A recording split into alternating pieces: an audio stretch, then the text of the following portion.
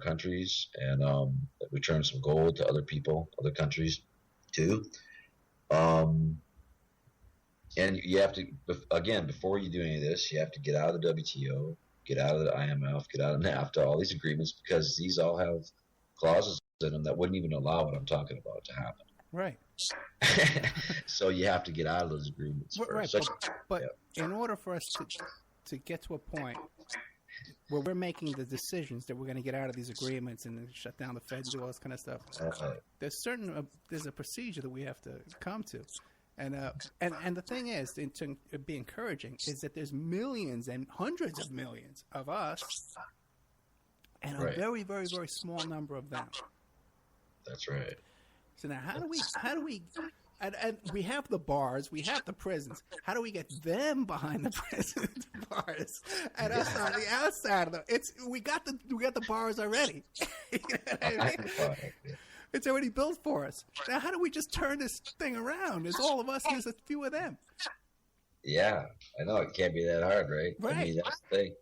But it's money in politics. I mean, honestly, that's till we get the money out of politics. I don't know, but it's also about awareness and consciousness, and I do feel like that is increasing. And things just change. I mean, things can change rapidly. Right. You saw kind of what happened with the whole gay rights thing this last summer. It just like poof, the issue went away. And the pot issue is moving really rapidly. And then foreign policy. Now we got to watch this. So things can move rapidly with awareness. And awareness does affect political stuff, even if there's only a few good people. We could still get to them, and maybe we are. I mean, at some level, even. And so I think this new internet media stuff has a pretty big impact, and it's amazing because I mean we didn't even have a press TV or RTV 10 years ago. Maybe press TV actually was around 10 years ago, but. Insignificant. Yeah, it was insignificant 10 years ago. But it was, but just 10 years ago, maybe they launched. But we don't have, so now we have that. So, I mean, we have these other information sources on the internet and internationally, television station stuff. And that's all increasing the awareness. So, it's interesting times. I always say it's like a race to the finish. The bad guys they're going, for their last stand and their big war or whatever. And we're trying to stop them and just changing on a dime, and it's a race to the finish. But all I know is I'm fighting this side till it ends. I'm fighting too, but you literally think that they're on their last stand and that they're on the run and worried about us and what we're saying today? I mean, kind of, yeah. They kind of are. You think so? Okay. Yeah, I do. I wish I thought that. I wish I did. Yeah, I kind of do. I don't know. That's just my impression. Now, are you one of these guys that thinks there's any difference at all between the Republican and Democratic parties, that there's a benefit to us being on the Democratic side? Well, I mean, like I said before, the history is better on the Democrat side for sure. But today? Yeah, not today. I mean, it's look. Hillary or Bush? You're gonna if it's Hillary against Jeb Bush, do you really care? No, that's when you get an exit plan a year ahead of time, just in case. I think you basically pick a country and you got to leave maybe. Yeah. If it's that choice, I mean, if that's our choice coming out of those primaries, I mean, I think maybe everybody should have an exit strategy. Because that's pretty creepy, right? Oh, yes. So, but let me ask you this, because it reminds me of a question, too, now, because this blows my mind. Because we saw Hugo Chavez, when he first met Obama, gives him a fist bump. So Hugo Chavez was that naive that he thought that Obama was going to be on his side and a comrade and a brother in arms? This is what he thought? Crazy. Yeah, who knows? Yeah, who knows, right? Yeah. I mean, maybe Mossad killed Chavez and... who knows? I mean, I don't know. But I tell you what I gotta say, like right now, what seems to happen to me is like creeps are coming out of the closet. Like here the Saudis are today, just jumping out of the closet. Here we are. This is who we are. The British have been coming out, with their arms deals with the Ukrainian, in Kiev and the stuff they've been doing. And the creeps are coming out of the closet. So keep your eyes open, keep your eyes peeled, and find out who the real creeps are now. And then we just got to, like you say, we got the numbers. We just got to, the awareness is huge. Keep talking and keep about this stuff, and that's all we can do, man. And just be ready and alert and for anything. Okay, well, look at this. In the last election, stay physically fit. We had Ron Paul. Okay, I liked Ron Paul too. Yeah, of course, yeah. But the thing is that even though he was winning the debates, all they had to say was, no, he's not. Yeah, and then they wouldn't even allow him into the debates at the end. Yeah, right. They didn't even let him, When he was like the only one, it was just like, wow, really? Yeah. So, yeah, and then I know. So yeah, it's pretty pathetic. I mean, it's getting worse. Citizens United, and I mean, last time around, basically you had Sheldon Adelson, sponsoring Rick Santorum and some other billionaire sponsoring Newt Gingrich, and I mean, it was like almost like mi padrone. It's like, really?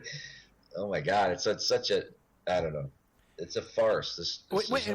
And how many times have you heard Obama described as a Marxist, a radical, extreme left Marxist? And even Hillary's described as an extreme left My God. Yeah, right.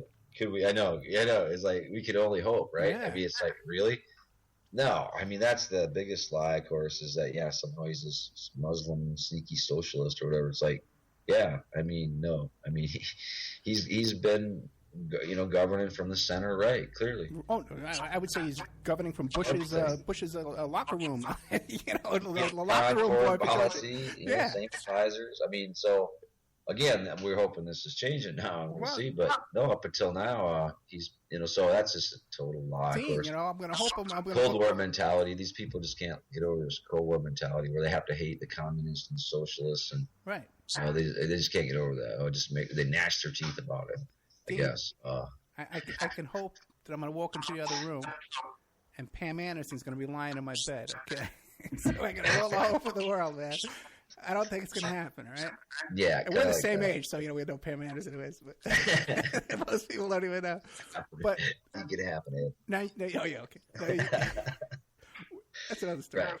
But it's just, I don't know. I know, man. Listen, but right now, we have 50% of the population in the last election, right?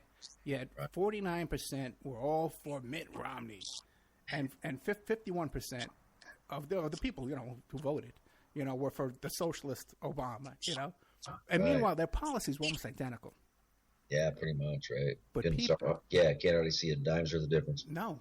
Now, the only people in the House that are pretty cool is a lot of the Black Caucus. Yeah. Like about Bernie Sanders, Sheila Lee, and Barbara Lee. I mean, Bernie Sanders, of course. Yeah, and they've, and of course Cynthia McKinney before they ran her out. Yeah. But there's been a history. Ron Dellums, he was great, but and so there's a few good people, and they are all on the Democrat side, pretty much. Okay. I gotta say that once you get a Ron, once in a while you get a Ron Paul who, he's Republican and he's a good guy, but it just doesn't happen very often, So it's going to be the Black Caucus that's pretty cool on policy mostly, and Bernie Sanders and some white people. Sure, he's about socialist. Bernie is, of course, and great. Ron Paul, okay, as much as we both like him, it does seem that some kind of deal was made for his son Rand Paul to get a, I don't even know what you would call it, like a little handheld ride to the front of the Republican Party. Yeah, what the hell happened there? And why do we take this guy serious at all about anything? I know. He ain't that like his daddy. It doesn't seem like to me. But the daddy had to make the deal to get him up there. I think he did too. And he almost kind of got a little quiet there and went away. I agree. And honestly, of course, I didn't agree with Ron Paul and everything. I mean, he was all, that's basically with conservatives, like real conservatives. I disagree on a couple things: healthcare and education.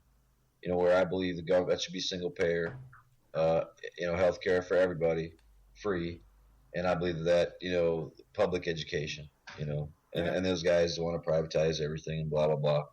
But other than that, we can agree on a lot of stuff with those kind of guys, the paleo conservatives, but just very few of them anymore, it seems like. I tell you,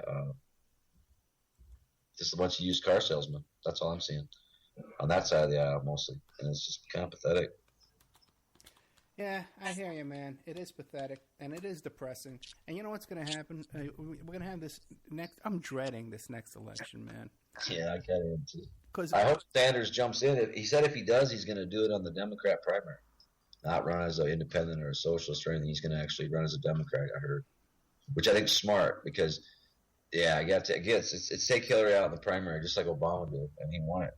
Oh, And yeah. so, you never know. People don't. I mean, there's a lot of people don't really like the Clintons. They know what we know. They know they're dirty. They just have a kind of a bad feeling about them. Yeah, she's a woman, but if he could get maybe Elizabeth Warren to run with him or somehow, or I don't know, do something like that. Maybe she should run. That's fine. I don't care. One of those two. Bernie could help her. It doesn't matter, right? She's pretty solid. I think. I think she's honest and. I love her too. Yeah. Yeah. So why don't them guys get together and do something? Because we got to stop Hillary. Because otherwise it's a really depressing election.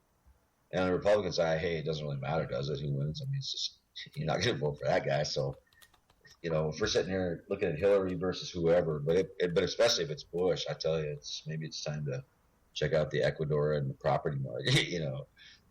Where would you go?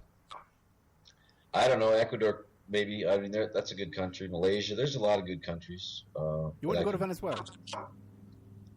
Maybe. Margaret Island? Yeah, maybe. I mean, there's just so many cool places. Argentina's cool. Zimbabwe's nice. There's a lot of places. But, I mean, I just hope it doesn't come to that, really, honestly. Because that's a sad day if it did. Boy, if it does, I don't know. Maybe it's over then. Or maybe we lost. If that, honestly, I think that's going to be a kind of a watershed moment if that happens. So it can't happen. So run, Bernie, run, or whatever, or Elizabeth, or somebody take him on. Cynthia McKinney, take him on. Yeah, Cynthia, she's not going to in the Democrat primary. Yeah, she's not going to run again. She's not going to. No, she doesn't. I kind of asked her to, and she didn't sound like it. Yeah, but what do you call it? I've had people on here like Cindy Sheehan and Danny Sheehan, and even Chris Milligan, and I asked them the same questions I'm asking you. I says, and they kind of think still that, hey, we can vote the rascals out, and we could have a new Democratic Party again. I don't see that ever happening again. Yeah, that's tough, Yeah, any hope of it. I used to work, Danny Sheehan. I used to work with those guys at Christic Institute way back. Oh, very good. Yeah, when in the late '80s, actually, when I was going to college during the time when I was protesting against Palestinian stuff, a lot at South Coast State University. I hooked up with them too, and Danny. I was meeting these mercenaries in Central America when I was traveling. Just told me stories about what the CIA was up to and stuff. So I'd send it to him and stuff. These were right-wing mercenaries or left-wing mercenaries? What's that? These were right-wing mercenaries? Yeah, definitely. CIA people that. Yeah, and then they just maybe you'd have I don't know, you just bump into them. I don't know, you get a beer or two in them and they'd start talking, Yeah. I just kind of listen. It's like, wow. One guy claimed the Contras got paid in heroin injections. Who knows? Really? Yeah. Who knows? I mean, it's crazy. War is crazy. I've been in a few war zones. I've never been a soldier in a war zone, but I've been in a few war zones traveling. Because when I first started traveling, I wanted to go to these places. I didn't want to just go be a stupid tourist. There's always some political thing I wanted to find out about, So I went to the Guatemalan highlands, just check out the rebel army, try to find out what's going on there one time. Hitchhiked in on crazy stuff, but with your wife or by yourself? That was before I met my wife, actually. That one, but more of that before I met her, probably. Yeah, sure. Because be a little careful, and I'm getting older too, so I'm gonna take the bus. I hitchhike once in a while, though. Still, actually. In Missouri. We actually last time I hitchhiked would have been South Africa, probably. Okay. 2009. Yeah, because I haven't hitchhiked here for a while. Luckily, my car hasn't broken down, so I'm good. Yeah, but I would if I had to. And I like seeing hitchhikers. It's a good sign. It's like, oh, wow, cool. Now, living in Missouri, did you get a chance to go down and visit Ferguson? No, I never did. I had thought about kind of going up there, but I never did make it up there for that. But I'm really proud of the people there in Ferguson for standing up. And I know there's some bad apples, but by and large, man, it was they got the whole issue of police brutality and excess military equipment and all these things out in the open, by standing up. Because unfortunately, if there wasn't buildings burning and riots, those cameras wouldn't have stuck around. And that's just the reality. So they basically said we're not taking this crap no more, and I support them 100% anyway. Well, you know what though, it seems to me that I think their resistance, the initial resistance, was spontaneous, and I think it was justified, 100%.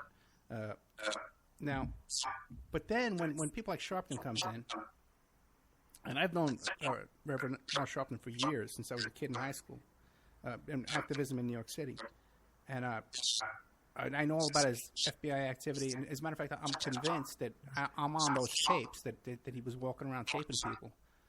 You think he's worked for the FBI, Sharpton, really? Oh, absolutely. There's documents. Look at Smoking Gun. There's no doubt about that. He was an FBI informant and went around recording people,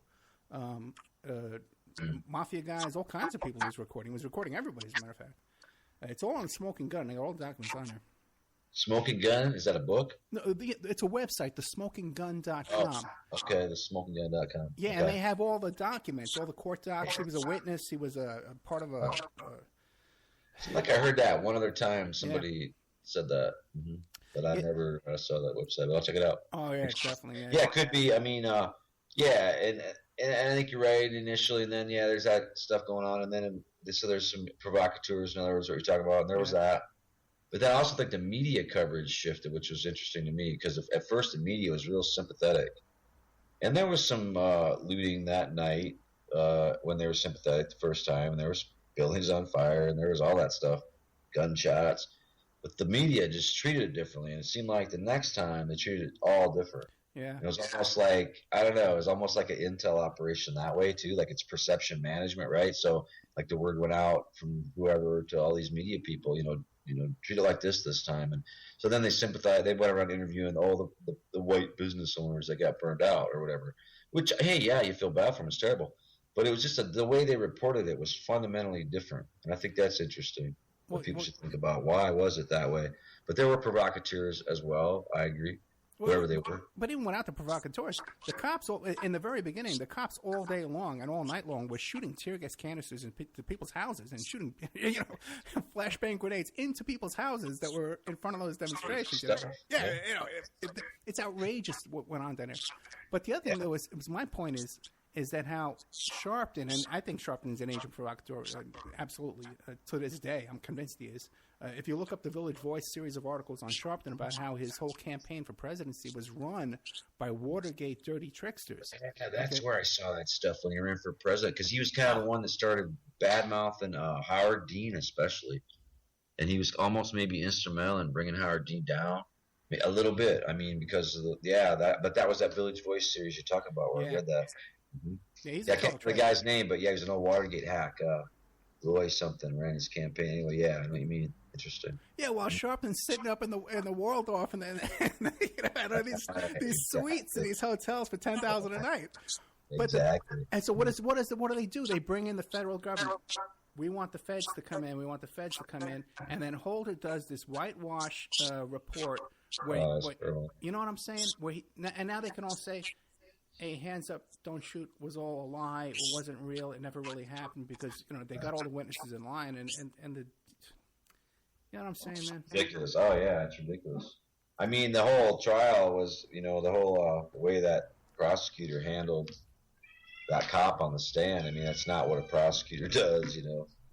So the whole thing was just fundamentally flawed. And I don't know if they just had a secret Masonic handshake or how it worked, but he just softballed them all these questions and, are you injured, officer? I mean, it's like, no, that's not what you do when you're a prosecutor. You try to tear people's story apart.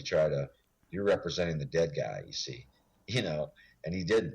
And so it was just unbelievable to me that trial was just, you couldn't even stand up. I mean, there's got to be some appeal of just the procedural aspects of that trial. Well, no, the only alternative. Very strange. Yeah, very the only strange. thing we could go with after that was for the feds to come in and get a civil rights violation, which they couldn't, which was impossible too as well. I could see that. Yeah, now because it's not a criminal. There's not an indictment, right? Yeah. So now everyone says the face. It is. Yeah, and that's why probably the cops got shot the other night. I mean, Well, you know what? But it's like it ain't over yet. It's like they didn't do no justice really there. So we'll see what happens. I don't know about that either, because it seems like that shooter was shooting through the crowd of protesters, and it just happened to hit those cops on the other side. Maybe. Yeah. It's hard to say. It's hard to say. Maybe. Yeah, we don't know anything to them. We don't know, but there's definitely a lot of anger. I'm just saying, because the justice was not meted out, and so people in Ferguson are still angry. They are, and they should be. It's egregious, and it's crazy. Well, So I think there's an amount of backlash. Obama being the president, he's black, and I don't know. I just think it's almost like race relations. For the last 40 years, they probably did get better. And now for the last 3 or 4 or 5 years, it just seems like they have gotten worse. And is it Obama just being a black president? Like just these white people tripping because we got a black president or whatever, and just can't handle it. I don't know. But there just seems to be a lot of really steps backward in the race relations department here lately. It's kind of right. strange. It's like, what? It's like 21st century, What? It seems like a lot of anti-Obama is racially motivated for sure. Yeah, maybe backlash, Yeah. But yeah. But yeah. Well, real quick, let me take another commercial break here, real quick. And now let me ask you a question too. Now, do you have like a headset on, or because we're getting some feedback from you as well? I don't. You're just on speakers, right? Let me turn the volume down. There you go. That would probably help. Yeah. Maybe, yeah. Okay, let me talk. It's not too loud, but I'll try. Okay. Yeah, I'm getting kind of feedback coming from you too. Brother. We'll try this. Hang on. Is this better, like from mine? Maybe. Okay, let me see. Yeah, that's a lot better now. Yeah. Okay. I'm going to play some commercials. We'll be right back after this with more of Dean Henderson, the most patient guest I've ever had. Okay, the most tolerant guest, putting up with all this technical crap. You have no idea how bad it's been tonight, guys. But I thank you all for your patience, and we'll be back with more of Dean Henderson from Dean Henderson, the Left Hook website. And now a word from our sponsors. We are listener-sponsored, and we appreciate your donations.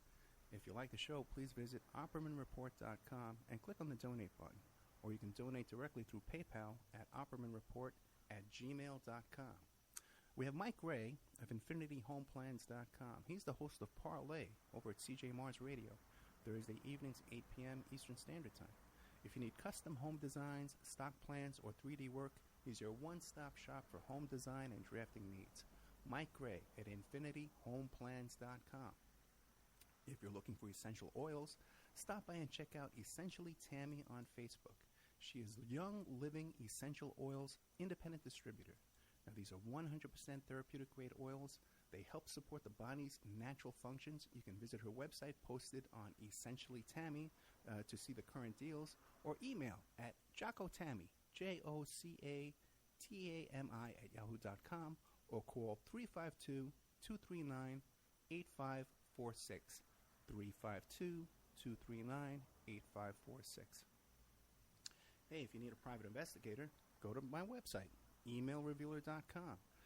We offer asset searches, locates, skip tracing, adoption investigations, online infidelity investigations. We can recover deleted text messages from a cell phone or trace an email to online dating websites to catch people cheating. That's emailrevealer.com, or you can call 800-572-9762. 800-572-9762 for emailrevealer.com, my PI website. Pacific West Bamboo. It's your premier source for construction and craft-grade bamboo poles. They're announcing their latest project with EcoHead Event Sanitation, making bamboo composting bathrooms and porta potties. Their first display will be at the Lucidity Festival in Santa Ynez, California, April 11th to the 13th. Come by and say hi and see what you can build with bamboo. Contact them for any kind of event planning, display building. If you need construction grade or craft grade bamboo products, call Amanda at 503-839-8126, 503-839-8126, or visit PacificWestBamboo.com, their brand new website. We're also sponsored by the New World Mexican Women. This is a rural Mexican craft women's cooperative. They are traditional makers of fine handcrafted, authentic jewelry. They use beautiful stone mosaics and Pacific blue Abilene inlay. They have a wonderful book of love letters written to their men in the United States, begging them to return to their families in Mexico. But they've written a new book, and it's it's about a young girl that falls in love with a rodeo bull rider and runs off with him without telling her family. It's a beautiful love story called Azucena Part 1, Azucena to the Rodeo. You can find their books and jewelry by clicking on their banner ad at OppermanReport.com or by Googling New World Mexican Women. You can also promote your business or website right here and have your ad played all over the world 7 days a week by emailing oppermanreport@gmail.com or calling 800-572-9762.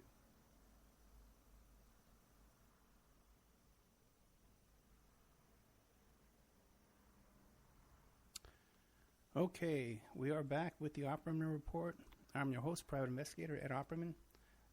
Show's brought to you by Audible.com. You go to Audible Trial / Opperman Report and get yourself a free audiobook and sign up for free audiobook and all that kind of stuff too. We have with us tonight Dean Henderson from The Left Hook. That's his website, and author of about 4 or 5 different books that are on my blog, the Opperman Report blog, and also you can find the links on my website, oppermanreport.com. So, Dean, we were talking about Ferguson. Let's see, what other issues are on your mind? Well, we've covered a lot of ground. The whole Yemen situation is definitely something to watch carefully. And I also do think that we really are on the verge of a kind of economic collapse in terms of, stock market included and deflation. Well, give me your take on that, because I hear a lot of people saying that, and I've been hearing it for years. I'm sure you have too. Yeah, sure. We've been hearing it since the 70s. Yeah, it hasn't happened. And you might even remember too all the stuff back in the 70s about Jimmy Carter and Global 2000. There's going to be this population reduction. We've heard all this before for years and years and years. Yeah. Well, but I'd argue that it kind of is happening slowly, but it's kind of like been this slow movie because we have deindustrialized kind of this country, financialized everything, and we don't produce anything. And if you look at Detroit, it's sort of a metaphor for the whole country. It has less than half the population it used to have. Buy a house there for $5,000 because nobody wants to live there. It's just burned out ghettos, and just because manufacturing moved out. So, in a sense, I'd argue that it has been happening kind of slowly. But we are at zero interest rates now for a long time, and if the Fed was worried about inflation, we wouldn't be there. So even the Fed knows that deflation, is the one that's lurking, looming. Technology also plays a part. Technology is inherently deflationary because a lot of these jobs have been mechanized and they've just never come back anywhere. China, India, nowhere. So the more mechanized we get, the less workers we need. So there's that. And so everything points to this long-term type deflationary trend when they finally throw in the towel and quit the quantitative easing and trying to pump up the bubble with all kinds of attempted inflation. They're trying to inflate the economy. They have to because they're worried about deflation, and it's not working. Nothing's working. So I just think we're getting to that point where nothing's working, and there's going to be a time when the gig's up, and probably it's going to be when the Fed raises interest rates later this year, like they're now signaling they're going to do. Because that's what happened in the crash of '29. The Fed raised interest rates, and boom, down she went. So, will they even be able to do it? Will they have the guts to do it at that point? After we've already lost a couple thousand points on the Dow, I don't know.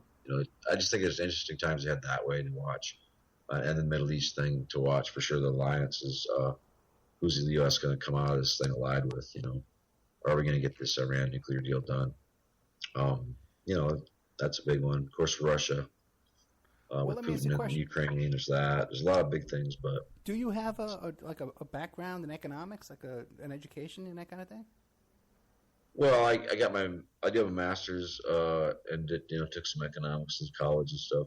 My focus is kind of political economy. Okay. I guess specifically, which is sort of it gets into who owns who, and it's kind of always been a refuge of leftist professors, let's say, political economy. Richard Barnett was a great one. Read some of his stuff. He was really great.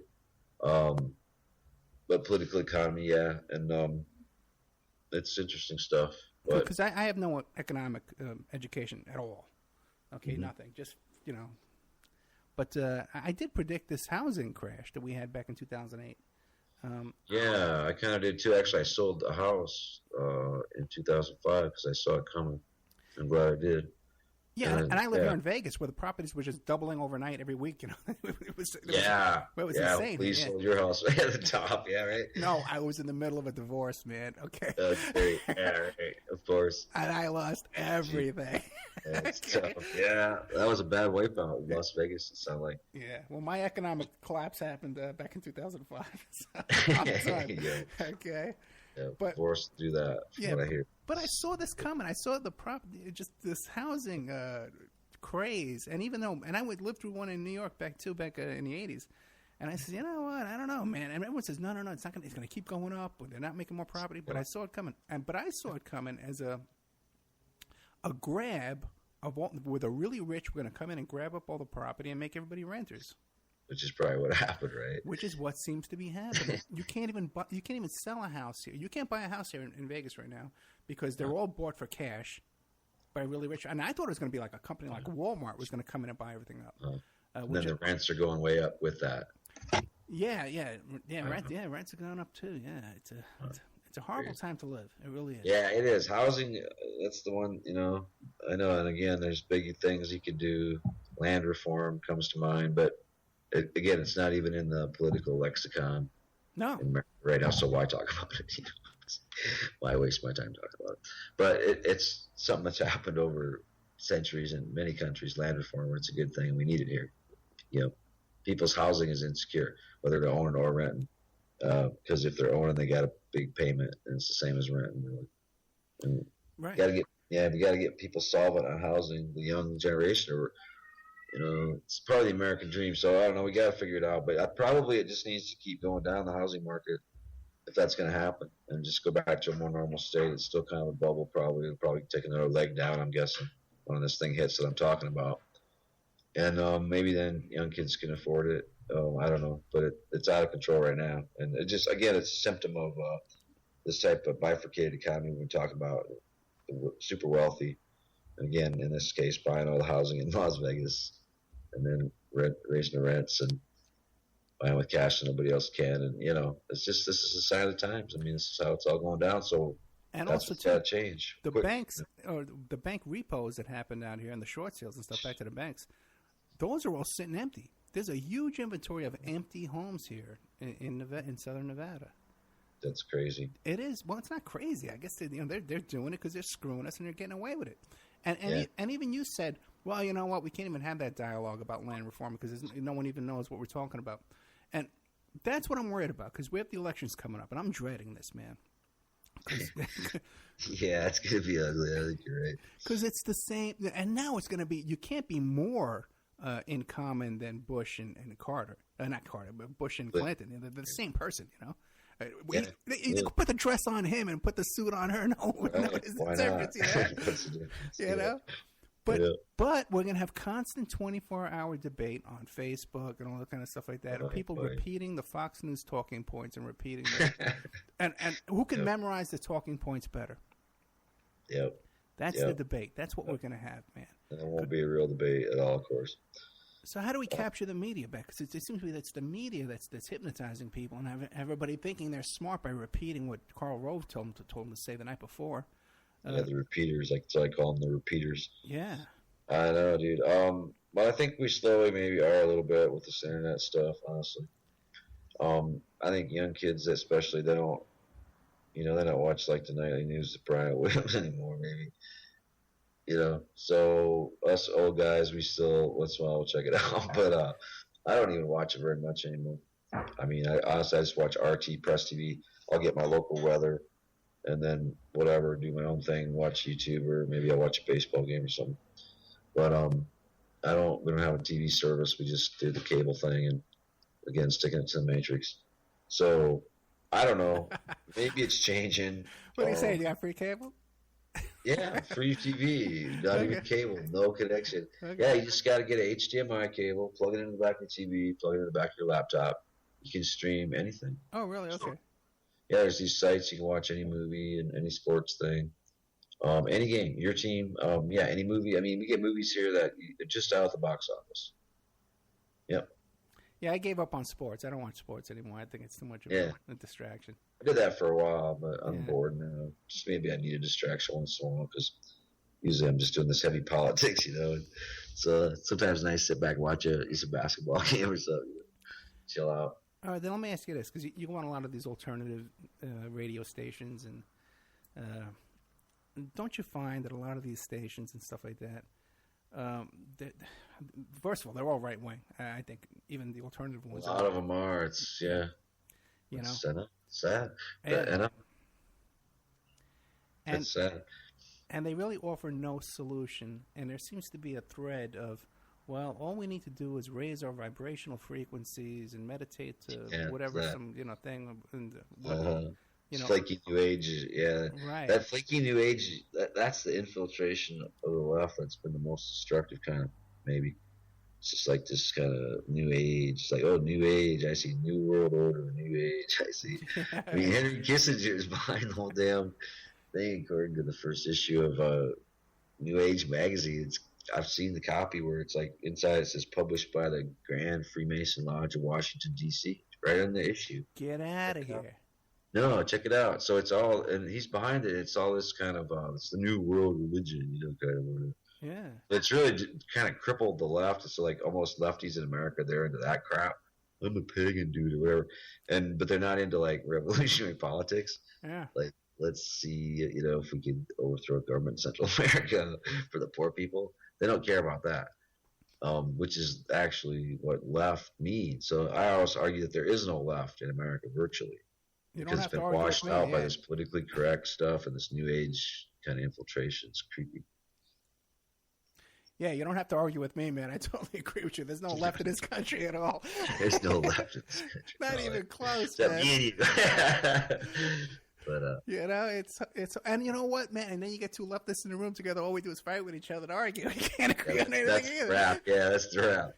But we're doing pretty good. But yeah, I know. But that's true because they're idealists, I guess. But I don't know. Maybe that's I don't know. But yeah, I don't know. I try not to also be dogmatic. I think that helps because I'm kind of a bridge. I think between some of these right wingers somehow.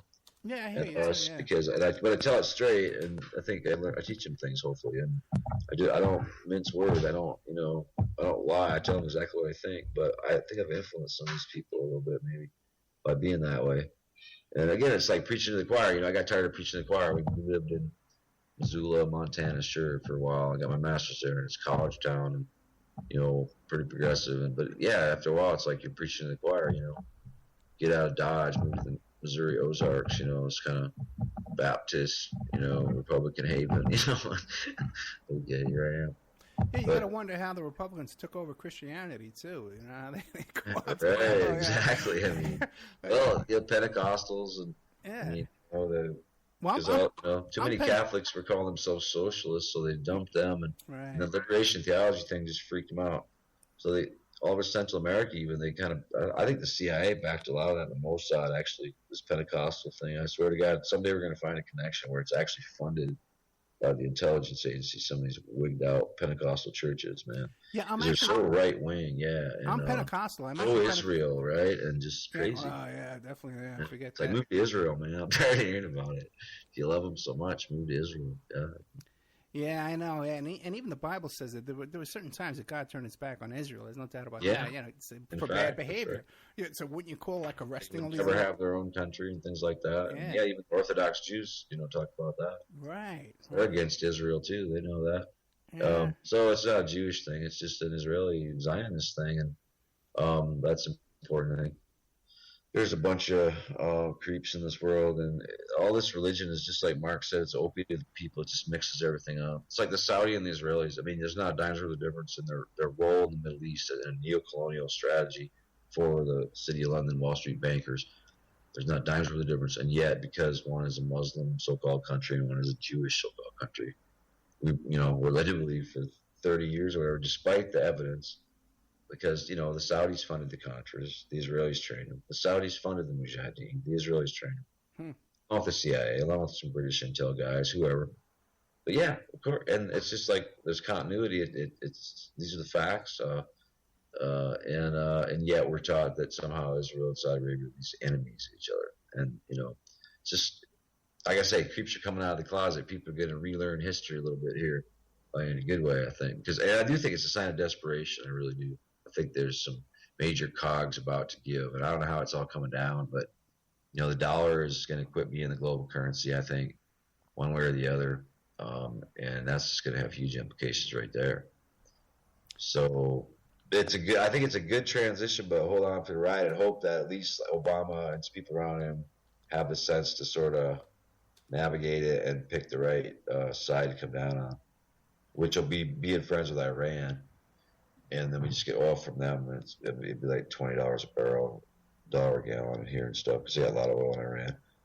And Venezuela, be friends with Venezuela, be friends with Indonesia, Nigeria, But the British, I think it's just like I'll tell people, it's not it wasn't the Muslims who fought during the Revolutionary War, man. It was the British. Just don't ever forget that. But real quick, I was going to ask you: are you an atheist? No, I guess I'm more of a animist. Learned a lot from just native people, and so Okay. I'm like that. Yeah, but yeah, I'm more of an animist. I mean, I believe there's God, definitely. God, just a good force. Call it what you want, whatever works for you.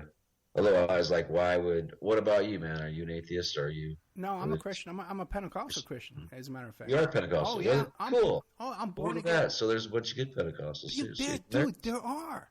I get that. Yeah. They're not all like that crazy. Jeez, nothing personal.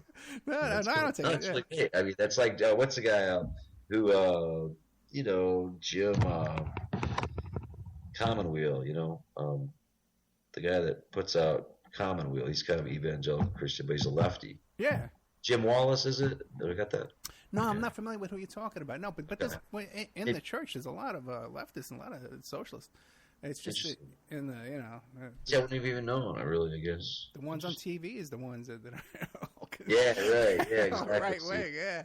Of course, I know. That's right. And it's perception management. It's really key. And that's what they're good at. And they've gotten really good at it, unfortunately. But perception management. So, but yeah, I suppose, Ed, I probably should run. I got to get ready for Nancy here. Is there anything you want to promote before you go? No, I just really appreciate you having me. And I mean, if people, I do a weekly column. It's just HendersonLeftHook.wordpress.com. Like Ed said, just Google my name, Dean Henderson, and you get there. And you can subscribe free to that. Just click the little subscribe button in the upper right. And so if you want to get my weekly column in your inbox, and all my books are there. You can also just go to Amazon and Google put my name in the Amazon search engine. You'll see all my books on Amazon. And again, thanks for having me, Ed, and good luck with everything. No, thank you, man. Thank you for being so patient and understanding with all the trouble we had tonight. No sweat. Have a good night, brother. Okay. You too. Take care. Good night.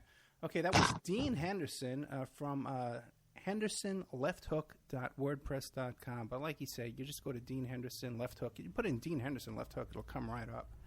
And I got a link to all of his books on my blog, The Opperman Report. Big Oil and Their Bankers in the Persian Gulf, 4 Horsemen, 8 Families, and Their Global Intelligence, Narcotics, and Terror Networks. The Grateful and Rich, Revolution in 50 Countries. Sticking It to the Matrix, The Federal Reserve Cartel. And all these 4 books you can find there on the Opperman Report blog. Tonight was a complete disaster, technically, guys. We pretty much lost all the stations, but we're live on Spreaker now. It'd be interesting to see how many people even know we're live on Spreaker. I know we get some an email goes out. But this podcast, we'll edit it, all the troubles out, and it'll go on all the network of stations that cover the podcast, the repeats that we play throughout the week. But let's take a little commercial break. We'll take callers after this, 702-605-4894, or you can Skype me at ed.opperman, but the number is 702-605-4894. And now a word from our sponsors. We are listener-sponsored, and we appreciate your donations.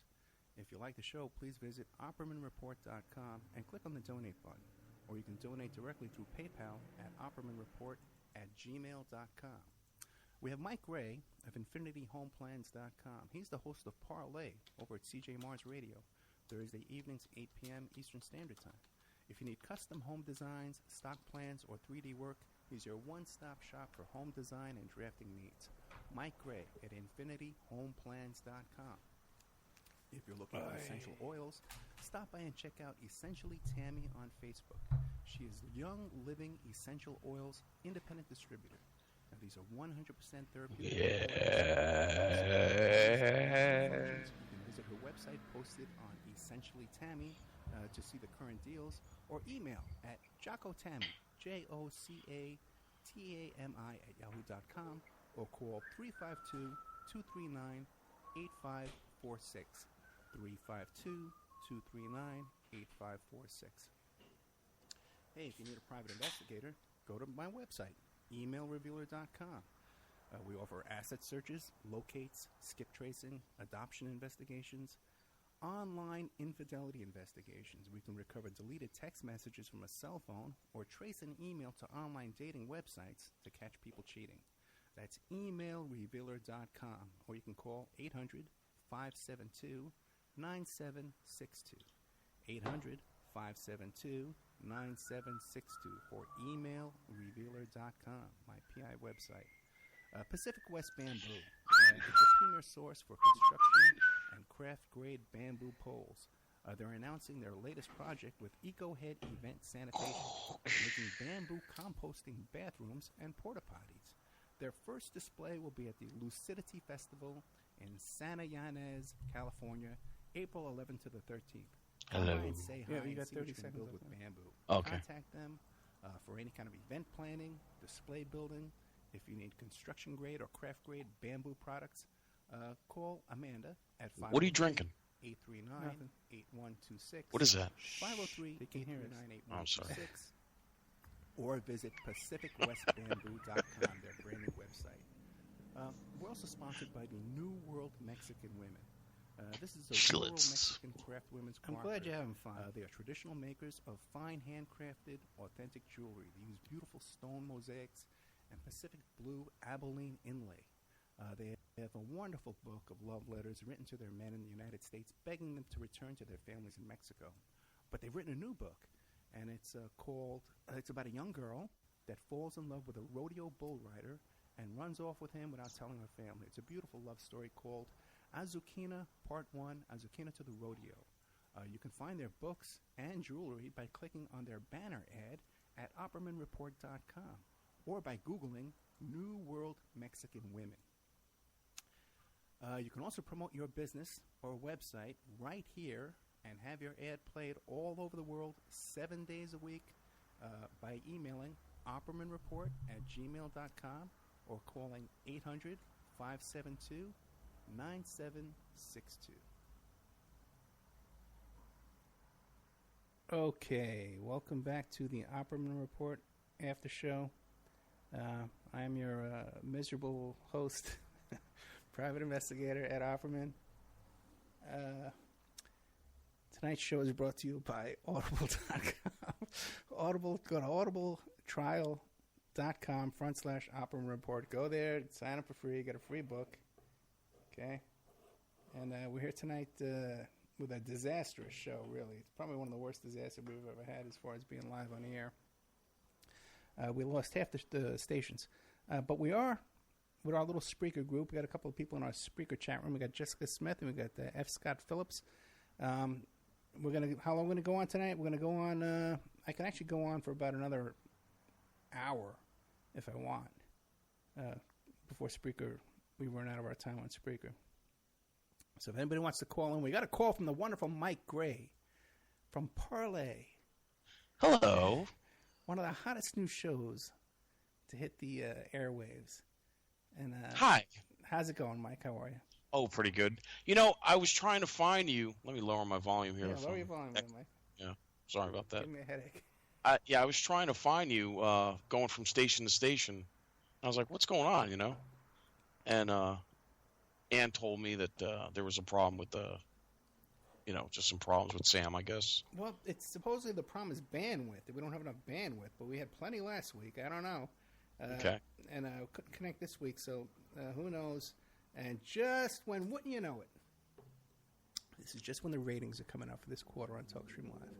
Oh, my goodness. I think they might have come out tonight. Yeah. You think it might have been your guess, too, that they were trying to sabotage? No. I do not think even 1 second that people knew enough who my guest was to sabotage him. It's you, Ed. No. They're after you. And I think you're after me, man. The only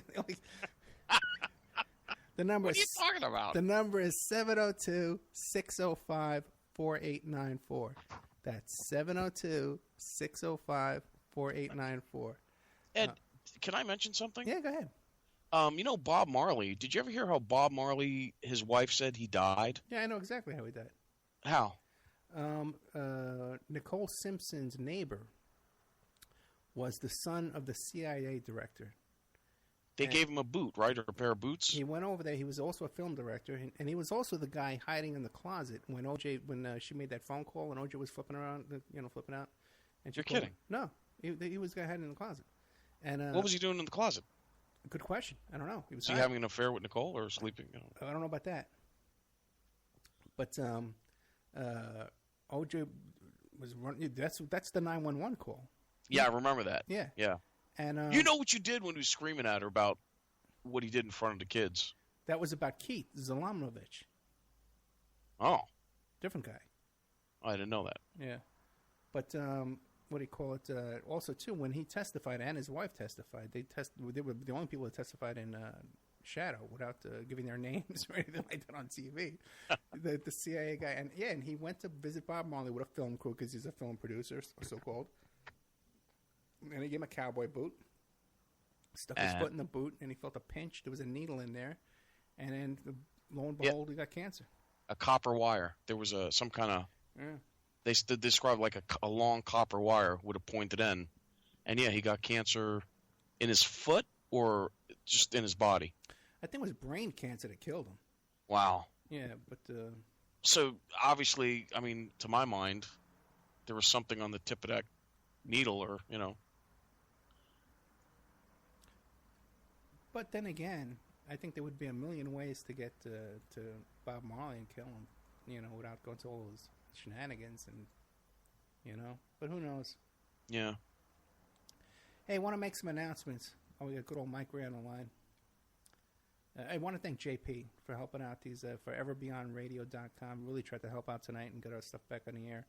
I don't know what happened, but like I said, I don't think it's the NSA. I don't think it's the CIA. I think it's people sabotaging us that we know personally. You can find the show archives up on Operaman Report YouTube channel, Spreaker.com, and iHeart.com. And also, too, try and subscribe to us on YouTube. The more subscribers we have there, and then you get a notification of a new show coming up. There's a lot of content I do during the week. So we get paid by YouTube. We're a YouTube partner. So the more views on YouTube and the more stuff like that's a big help to us. We also appreciate your donations and sponsorships. If you have a business or a website you want promoted, contact me at operamanreport@gmail.com. Believe it or not, guys, the ratings are going out tonight. Tonight we're not on the air. The ratings went out on TalkStream Live. So, we'll find out. Either we'll be in the top 50 or the top 100 or whatever, or we're just getting screwed. You can also make donations. operamanreport@gmail.com. Let's see. Coming up, we're doing some off-the-air shows. I'm producing some shows we're recording during the week. Some big stuff. We're doing a whole bunch of shows, interviews about Ted Gunderson. I'm going to interview everybody who ever knew Ted Gunderson that I could find. And we did a show already about the 1979 school shooting in San Diego that inspired the song I Don't Like Mondays. We have that in the can. It's up on Spreaker. You can't listen to it because we're saving it. Also had a great interview with this woman named Kelly Beninsky, who fascinating stuff, man, about how her childhood friend, killed this woman and ate part of her body. And this is an incredible story. Guy. Oh, why'd she do that? He was a Satanist. Oh, it was a guy who killed a woman. Yes. Oh, I thought it was a girl who killed another girl. Okay. He lived in a garage with no bathroom, with no kitchen, no nothing, no stove.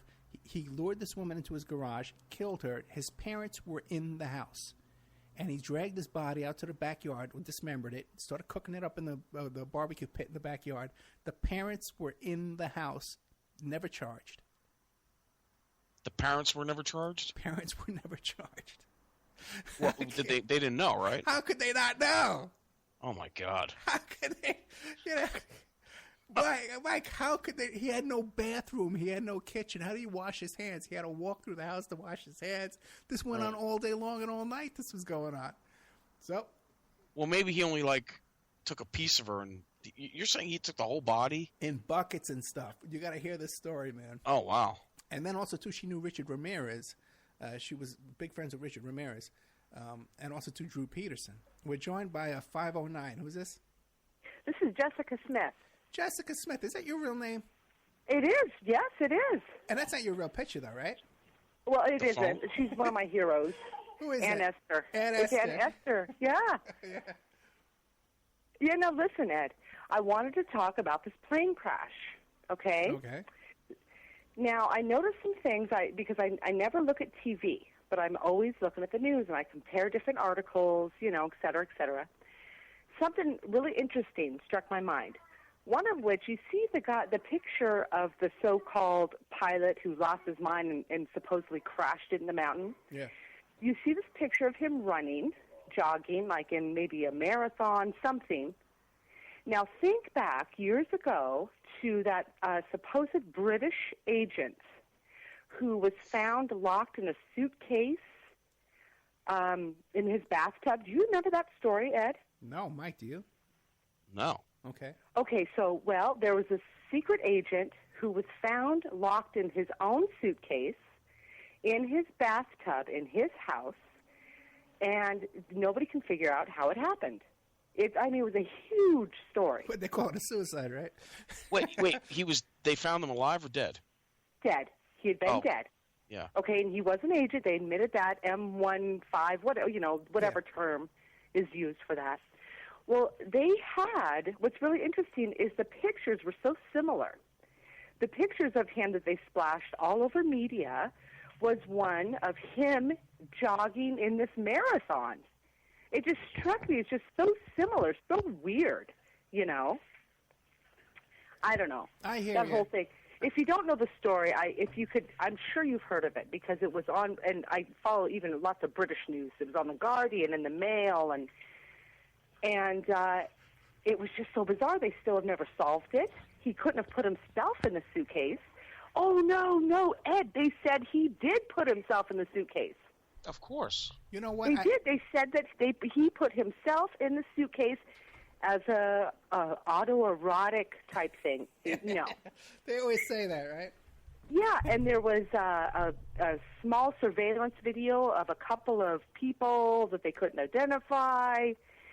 It's just bizarre. I don't know what to think about this whole plane crash. And another thing, Spain and Germany, I think it was, Spain and France, that day they were in the middle of a summit, exactly the same time that this plane crash happened. A lot of people are speculating that because Germany is siding with Russia on Ukraine and not going along with NATO, that this was kind of a warning to Germany.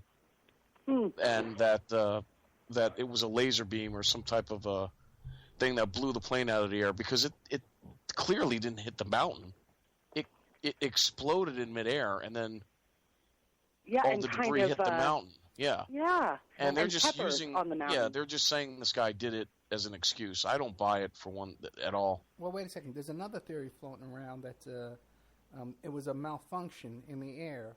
And Lufthansa is about to build a lot of planes. They have a big contract to build planes, so they're covering that up by saying that it was this suicide hijacking, which does sound a little bizarre because this kind of thing never happened before. Lufthansa, that is one of the safest airlines out there.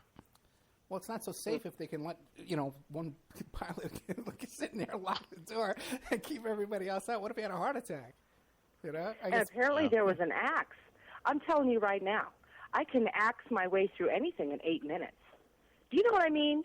Me, a woman. You can't axe through a small door that's, I mean, what's it made out of? It can't be that heavy of metal.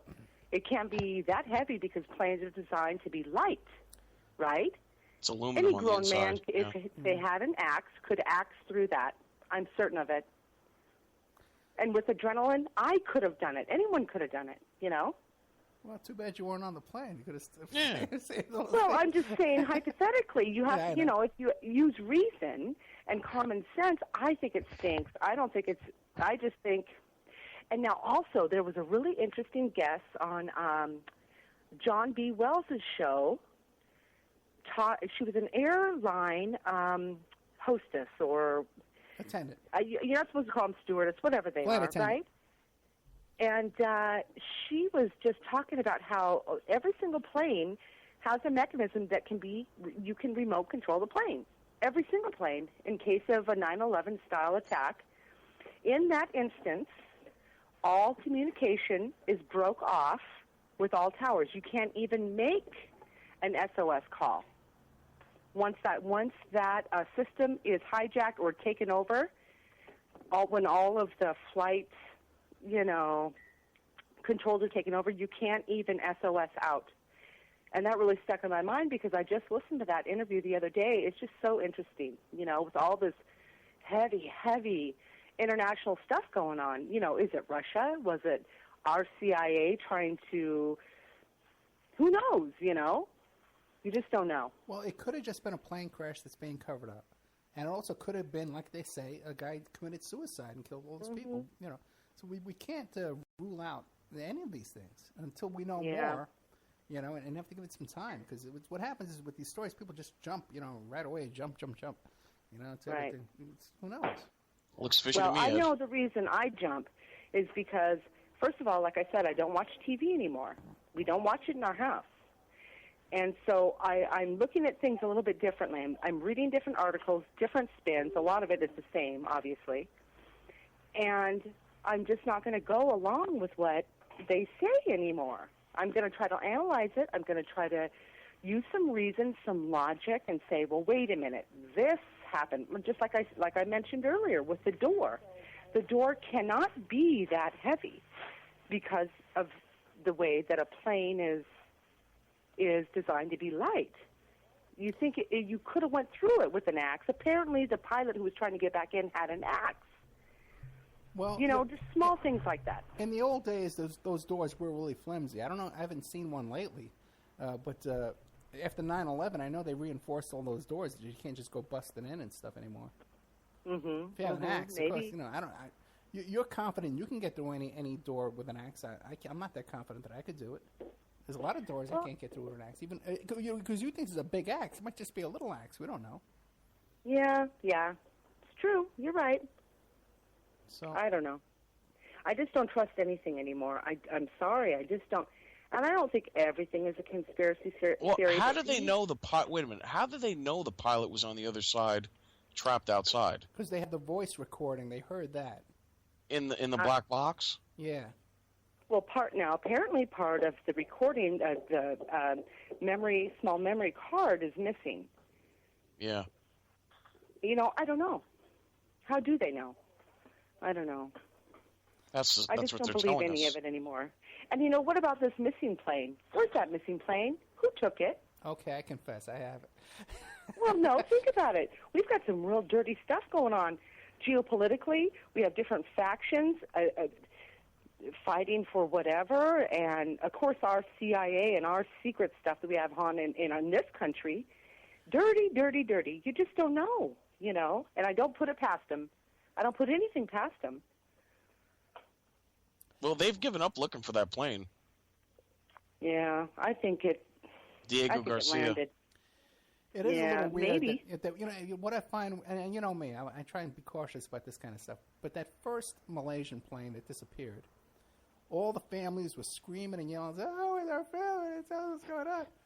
And then the second one that crashed, you know, or whatever, you have a funeral where everyone's sitting on a stage, all calm and relaxed.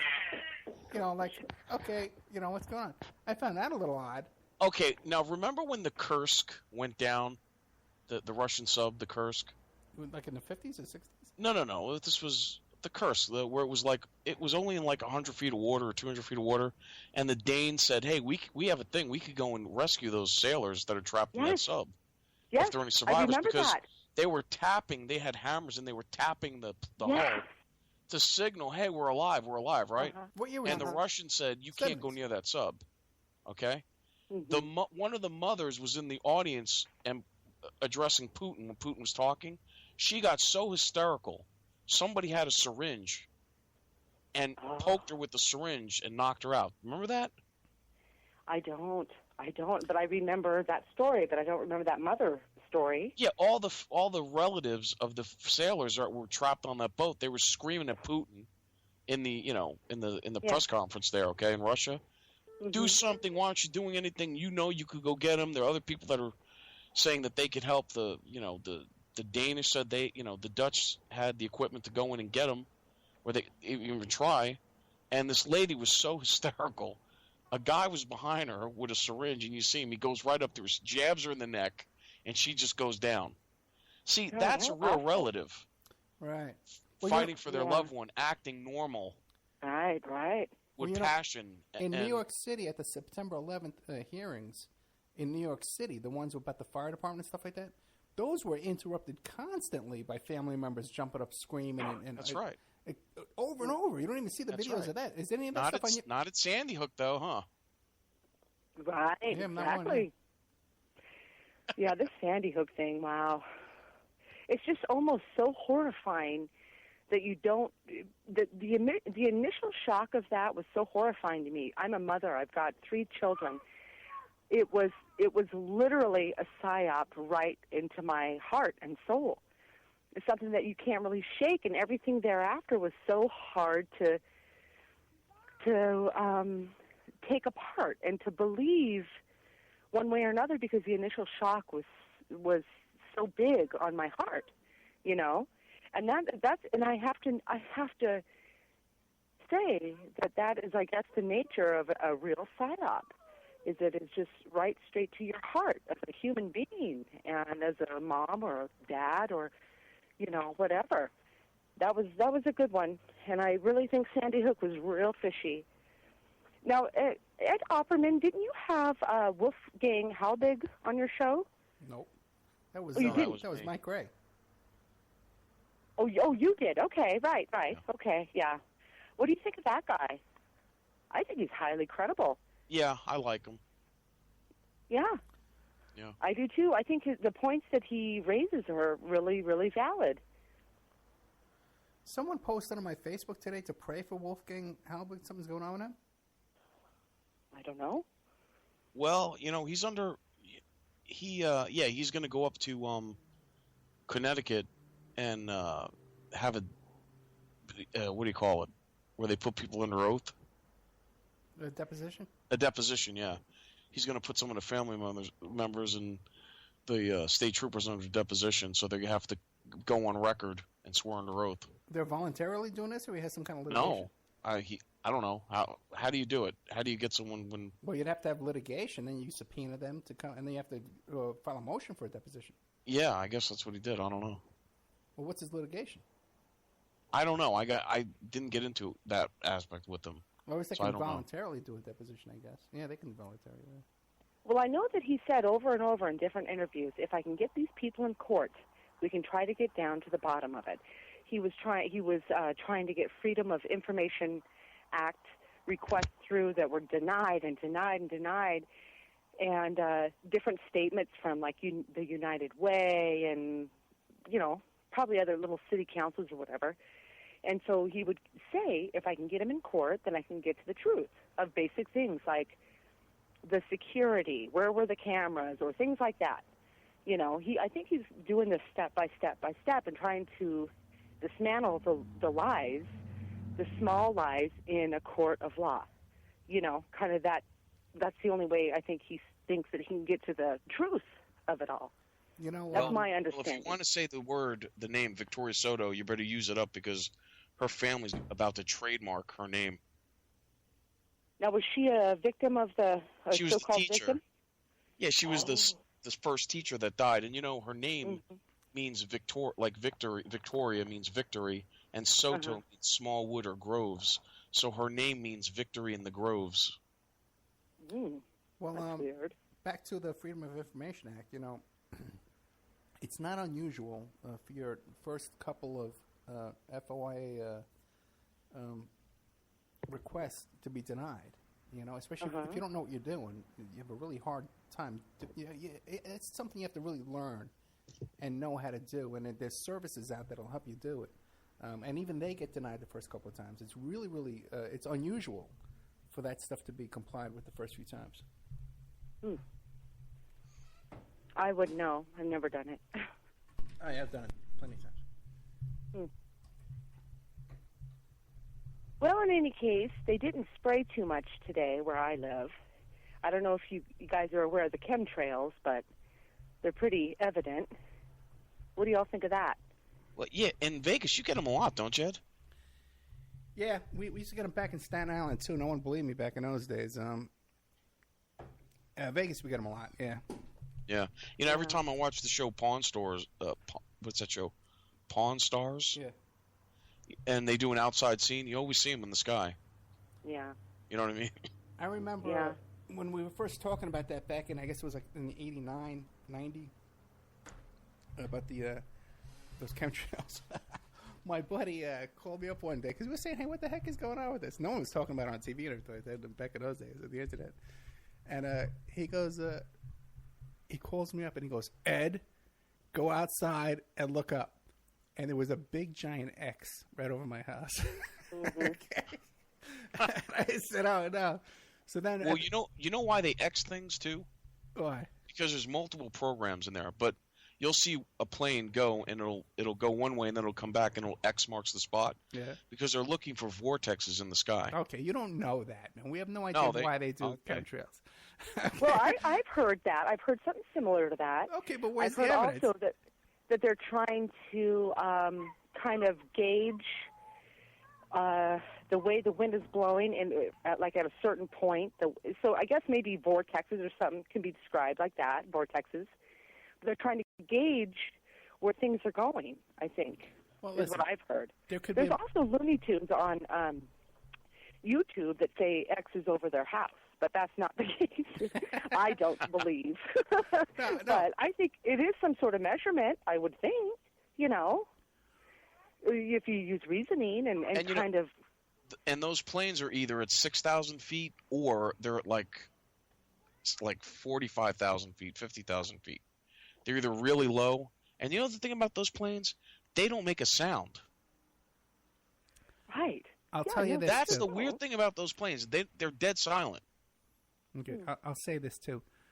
The flight pattern here in Vegas is really, really simple. Okay, they all come in one way and they go out the same way. Okay, and these contrails, chemtrails, whatever they are, they're all over the place in every different direction going. And there's X's and I've seen grids, all kind of stuff like that. But now the thing is, though, I'll agree that there's something going on up there. But there's no way that anybody can say they know what they are and what the reason is. There's no way. Well, it's geoengineering, number one. That's a fact. How is it a fact?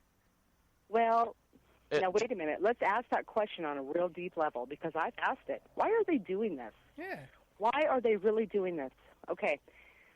Geoengineering, of course. Now we have the far extreme on one side saying that they're trying to block something from our view, whether it be another planet, okay, which I don't buy into. I don't. Well, it could be anything they want to block from our view. It doesn't have to be another planet. Now, listen, but I think this is what's going to happen because it's so evident, and more people have woken up to that. The chemtrails, like, wow, yeah, there's really marks in the sky. They're really doing this. I think they're going to say, we've been doing this for your own good for all these years. They're going to finally, because this climate change thing is ramping up, man. It's ramping up, and of course you're bad human. So I think they're going to say here soon, whoever they are, their plan is to say, we've been doing this all this time to block out the solar heat or whatever. That's going to be their excuse. And so all the greenies or whatever you want to call them, whatever they are going to be, oh yes, Yes, that's good. Thank you, dear leaders. And yes, please spray our skies some more. You know, Okay, you got to Jessica. kind of try to think a few steps ahead, and that's what I think they're going. Jessica, let me ask you a question. What other instance can you ever tell me where the government has some kind of secret project going on that they then reveal to us with a fake information, and we all said thank you, thank you? Probably all of them. Name one. Probably anything. 9/11. Wait. At first, 9/11 was a huge psyop, huge program. We all wanted every Muslim dead, so dead that yes, go to Iraq. You know, yes, go to Afghanistan, even though every hijacker was supposedly from Saudi Arabia. Okay, Jessica, but you're saying that the government's admitted that 9/11 was a big fraud, and now we're thanking them for that? No, they haven't admitted it, but that's just a case of how the public was so easily rallied with something so huge, a lie that was so giant. But my point is, you said that they're going to come out and say, this is the reason we've been doing these chemtrails in secret for all these years, and this is the reason why it's really a good thing for you. Right. When have they ever said to us, hey, we've been doing this thing in secret for years and years, but it's really a good thing for you, and now we're telling you what we're doing? Okay, well, vaccinations, maybe. But in a way, I mean, it might be a little different, but, I mean, you know, we all know there's cancer viruses in some of the vaccines. Who knows? The psyop there is huge. Wait, here's like a fact. measles. They're putting barium salt and aluminum in the spray. Okay. Right. Yeah. Okay. How is that a fact? Well, they measure it, Ed. Well, because aluminum levels are spiking all over the country and all over the world. But we don't know that it's from. Yes, Ed. It's admitted. I'll send you the paperwork. They call it as geoengineering, and that's how they're controlling the weather and steering storms. Admitted by. Well, yep. Admitted by but who?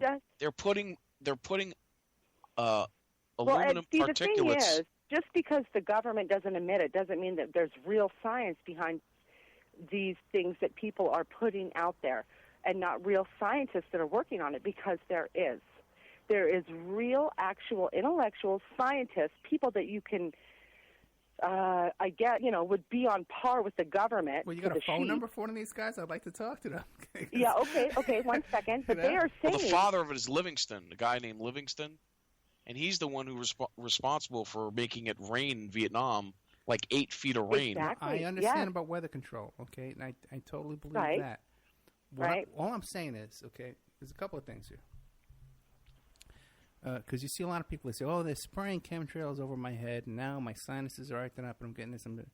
It takes a long, long time, okay, for anything sprayed that high up in the air to come down to the ground level. But some of it's not that high, Ed. No, but Ed, at 6,000 feet, Ed, at 6,000 feet, okay, they spray. First, they do a grid, right? They go back and forth, and it's not just one plane; it's multiple planes. They're KC-143 planes. They're the size of not a 747, let's say a 737 or 757, okay? And there are these big vats in them. They just go back and forth, and they turn a blue sky white, okay? And by the next day, if you go outside, there's a white film all over the ground. Oh, my God. Why are you laughing? I've never seen a white film on the ground. Oh, yeah, a white, a real light powder. It's so light. Oh, my God. There's no white powder on the ground when you wake up. Yes, there is. Yes, there is. I've seen it multiple times when I had my townhouse. Well, Ed, what's your opinion? What are they spraying? Are they spraying, and what are they spraying, and why? Okay. What's your opinion? It would just be my opinion, because we don't know. Well, I know, but as far as you deducing from whatever you've ever learned, and even in your wildest imagination, what do you think? Why would they do it? Okay, see, that's another question. See, I do have a wild imagination, and I imagine different things, okay? But what can I report? You know, my whole life is about observing and reporting facts that I can come up with facts, you know? I do in my work as a private investigator. I do it here on the radio show. What do I know that I can report to you? I can look up in the sky, and I see that there's obviously something odd there. Because when I was a child, we didn't have those things up in the sky. And then there was even, I can remember there was a TV thing about how regular plane contrails they turned into clouds, and then caused weather modifications. But now, obviously, there's stuff up there that's not normal. There's X's, there's grids. Like thunder, lightning. One second. All kinds of weird stuff. Now, I know for a fact, okay, that if I look up at the sky, I'm no scientist, and I see contrail grids way, way up in the sky, that they're not down here on the ground affecting what I'm breathing. It takes a long time for that up there to get down here, okay? And it's going to dissipate. It's going to blow to other areas. A cloud, before it comes down to the earth and rain, is going to blow over the mountains in a whole other area. So this idea that it's coming down and affecting my sinuses the next day, that's all people's imaginations, in my opinion. Why could they be doing this? I think before, and what's in how can we measure what's in these contrails without flying up there and capturing it somehow in a helicopter or something, or a balloon? I guess you would do it. I don't know. See, I live my life. Okay, I do studies. I do scientific experiments where we capture, we document things, and we create an exhibit you use in court. So let's do that now. Why can't we do that? Why can't we have someone put a balloon up there, capture this material, bring it back down, and analyze it? None of that. I'm sure it's been done. Hey, have you seen that documentary, Why in the World Are They Spraying? Or What in the World? What in the World Are They Spraying? Yeah. Have you seen that yet, Ed? Yeah, and I'm not convinced by anything in those documentaries. Well, now listen, if there's higher readings of these certain chemicals, metals, where are they coming from? You know, we know that there's higher levels of these things. You know, how do we know? They got to fall somewhere. They're falling down. It might even with your theory, it might take however many days, but it falls somewhere.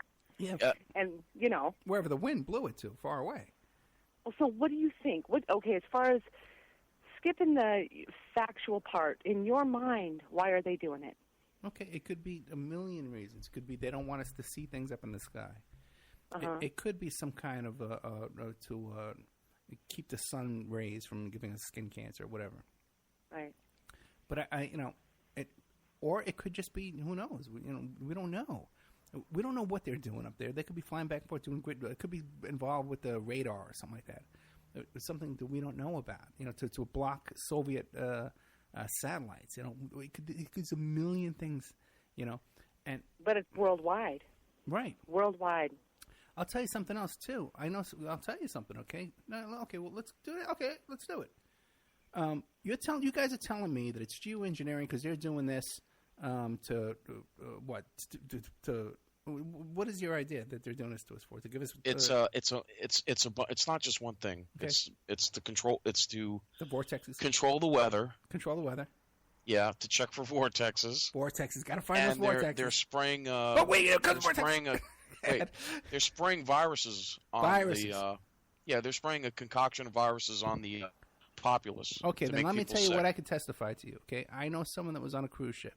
Okay, and they saw these contrails over their head in the cruise ship. Now you're telling me that they chartered contrails to poison these people over this cruise ship? No. In the middle of the ocean? No. A contrail, you say, or a chemtrail? Ed. There's a difference between a contrail and a chemtrail. A contrail dissipates within seconds. Also remember that cruise ships always stay relatively close to a coastline.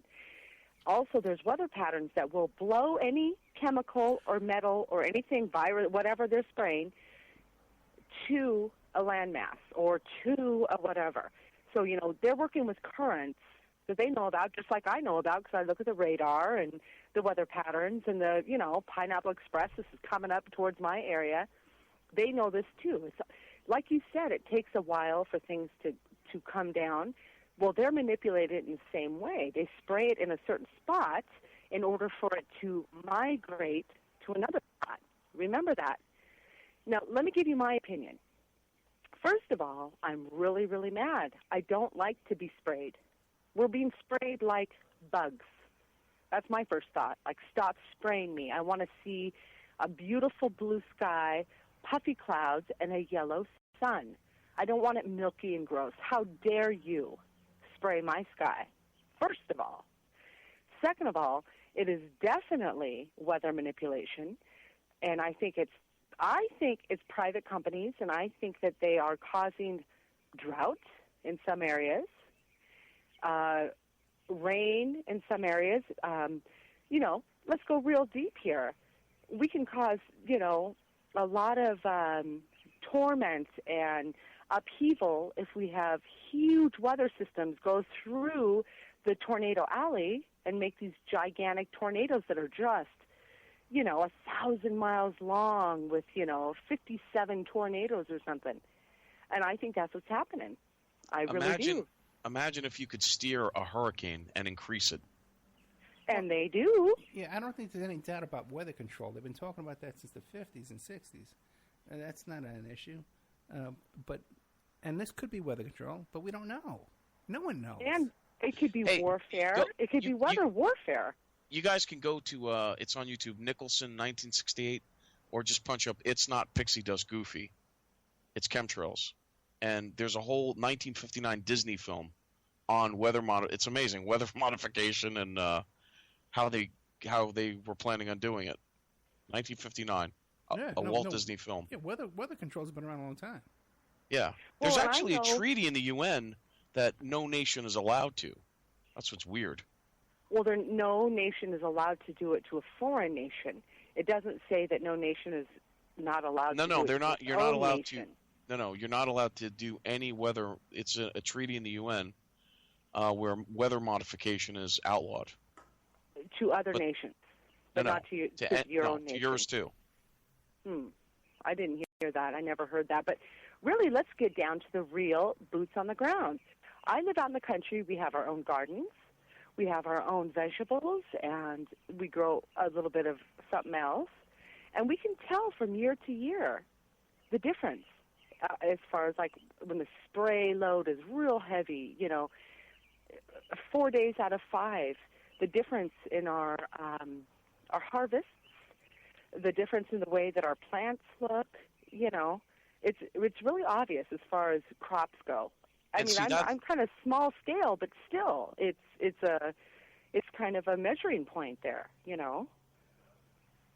That's why Monsanto made those new seeds, the genetically modified seeds, because the new seeds are more adaptable in a high aluminum soil. See? I do see. I sure do. Listen. Oh, brother. Ed, your default is to just laugh. No, not that. Yeah, it is. Your default is like... I've never laughed like that If you before. never heard of it, it must be, just crazy. Ed, I know that you're a Christian. You're right. And one thing I have a hard time with Christians is, of course, I'm the crazy one, okay? Always. But you have to remember there's a satanic plot against you and against this whole entire planet. And when you really look at things like that, when you just don't think that the evil could be that deep. No.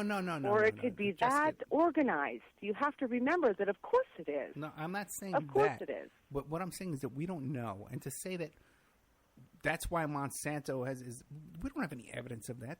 What study do you have? What evidence do you have of that, Mike, that you can show me? Listen, Jessica, you're telling me I don't understand about evil in the world and what I face every single day? Of course I do. What it is I know that in the beginning of my journey, my big thing was I couldn't understand how deep the evil went. That was my whole problem. Oh, no, they would never do that. They're not organized enough. No, I'm not saying that they would never do that, but I'm saying we can't just say this is what their vortexes. There's no evidence of this kind of stuff. Well, I don't know about vortexes, but I know that they're literally spraying us like bugs. That's what we right there is enough of, wait a minute, what about my rights as a human being? What about everybody's right as a human being to not be sprayed like a bug? There's three of us here on the phone, okay, and we have eyewitness testimony that we can look up in the sky and see odd trails, okay, contrails, chemtrails, or whatever you want to call them, that are odd or unusual than what we saw when we were little kids. That we know something's up. There's X's, there's grid patterns, there's all kind of weird stuff that don't match the flight patterns. That we can all agree on. Now, none of us here have any kind of evidence whatsoever of what's in these, in the aluminum content. We have no idea. We're relying on other people that have not published anything. They have YouTube videos, and they're doing TV. Well, maybe they published. I just can't say whether or not they have. Let's see it. If they have, let's see it. But then Ed, is it okay? What is it? What's your opinion? Like, what is it? Is it okay in your mind? No, it's not okay. Do you think it could be a positive thing? It can't be a positive thing. I'm not saying it's a positive thing. Do you hear what I'm saying? I'm saying Hey, Jessica, could you please tell Ed I don't know you? Because he might think I put you up to this. No, no, I don't. No, I don't know I know you. who Jessica is. I know who Jessica is. Oh, you do? Yes. I know everything, Mike. Don't worry about me. Okay. No, I'm just a Facebook friend of that. I heard him on Caravan to Midnight with John Wells, I think the first time, and ever since then, I've been a fan. I've just been following him and decided to call in on another Friday night. That's all. I don't know anybody. No, great. I appreciate the calls. But don't think for a minute that I don't believe in evil and all that kind of stuff like that. But I'm saying that we need if we're going to talk, we have to base our opinions on some kind of facts. You know, we can't just say. Can I just ask you something? Go ahead. Have you ever heard of snow lightning? No, I have not. No. In the wintertime, I'm 43 years old. I've never in my life seen it lightning when there was a snowstorm in winter. Okay. Or I hear think a I might thunder. have seen that. Okay. I have seen that. When? Really? Yeah. Okay. I thought that was... I know you can have that effect at a volcano when a volcano goes off. And, you know, you get lightning and thunder. But not in the middle of winter when there's a snowstorm in the north. I believe I've seen it. Well, I don't know, because that phenomenon has been happening for the last 3 years. And the weathermen, the meteorologists are like, what? Yeah. They're just calling it like snow lightning or snow thunder. And they have no explanation for it. You know, well, something new. Probably a couple of weeks ago, we had a really weird anomaly. You know those hole punch-looking clouds that have been showing up every now and then, but just very recently? Yeah. We had two big streaks. It even made the national news. It made British news, okay, over our area. And all the meteorologists, these were contrails. The planes are flying too low, but they were two perfect streaks. It was bizarre. So my sister is Facebook friends with one of the retired weathermen here in this area. He was a weatherman for years and years and years and years. And, of course, my sister, she's big mouth. She's so awesome. But anyway, she's the chemtrail girl on Facebook, and she asked him, she said, his name, I'm not going to say his name, I don't want to embarrass him, but she asked him, what are these? And he came back and said, well, that is definitely man-made. There's nothing natural about that. Don't let anybody, and this was on Facebook, and thousands and thousands and thousands of people saw this. So there's meteorologists who are coming forward and saying, wait a minute, I've been doing this for 45 years. I have never in my life seen this. It's not natural. It's not a brand new phenomenon. No matter what name they give it, it is unnatural. It's happening. I saw it happen in my area just 2 weeks ago. You know, they're doing something, and they're spraying us, the whole entire world, and I don't like it. I don't want them to do it anymore. I want a blue sky, you know. One of the best websites is a meteorologist or former meteorologist. His name is Scott Stevens, weatherwars.com, I believe. You just punch in Scott Stevens, chemtrails, and, you know, I think it's weatherwars.com. Really, I mean, he's got pictures, and he has a breakdown of what chemtrails are. It's pretty cool. It's pretty good. Well, anyway, Ed, I don't want to upset you. I understand what you're saying. I really do. You want the facts. You want the evidence. And I do, too. For criminy sakes, I do, too. I want to know exactly what is going on. All I can do is speculate because there's no disclosure, and that infuriates me because I feel like I'm being attacked. I feel like my family's being attacked. All the wildlife, my garden, my vegetables, everything I grow is being attacked. Do I send my kids out in the pool on a really heavy spray day, or do I not? You know, we don't know. And that's infuriating, and I feel like it's violating my rights as a human being, as an American, you know. Well, but I want to know. but there's so much of our rights that are being violated every day. Why is this? Right? This, And that's just one of them. It's like it's piling on. You're right, Ed. And look, the police, you know how I feel about police brutality. I called in a few weeks ago and just had to go on and on and on about it. You know, I have a personal story, and it's sick. You want to hear it about some cops? You want me to tell you about it? Yeah, sure. All right. Now, I've always been a pretty good girl. Now, I was a single mother, and I lived down in this place, this really trendy, cool place downtown, or just left of downtown, called Brown's Addition. It was where all the old mansions were when the city was founded. I had this little apartment, and there was a little scuffle at my house, and one of my neighbors called the police. The police show up. They separate me and all my girlfriends. It's just a drunken 22-year-old nothing, you know. One cop puts me in the bathroom with him and starts flirting. He has me sitting down on my own toilet, flirting with me. It got so absurd that I'm like, let me out. I'm like pushing on him. Oh, funny. So apparently the other girls said that the other cops were totally weird too. Whatever, end of story. 2 nights later, 2:30 in the morning, I get a knock on the door. I look through my peephole, and it's one of the officers. So, of course, I open up the door. I'm like, oh, what's going on? This cop proceeds to come in to my house, and... In uniform? Yes, in the middle of the night, and he knows I'm a single mom. He knows I'm there alone with my baby. Well, she was a little toddler at that point.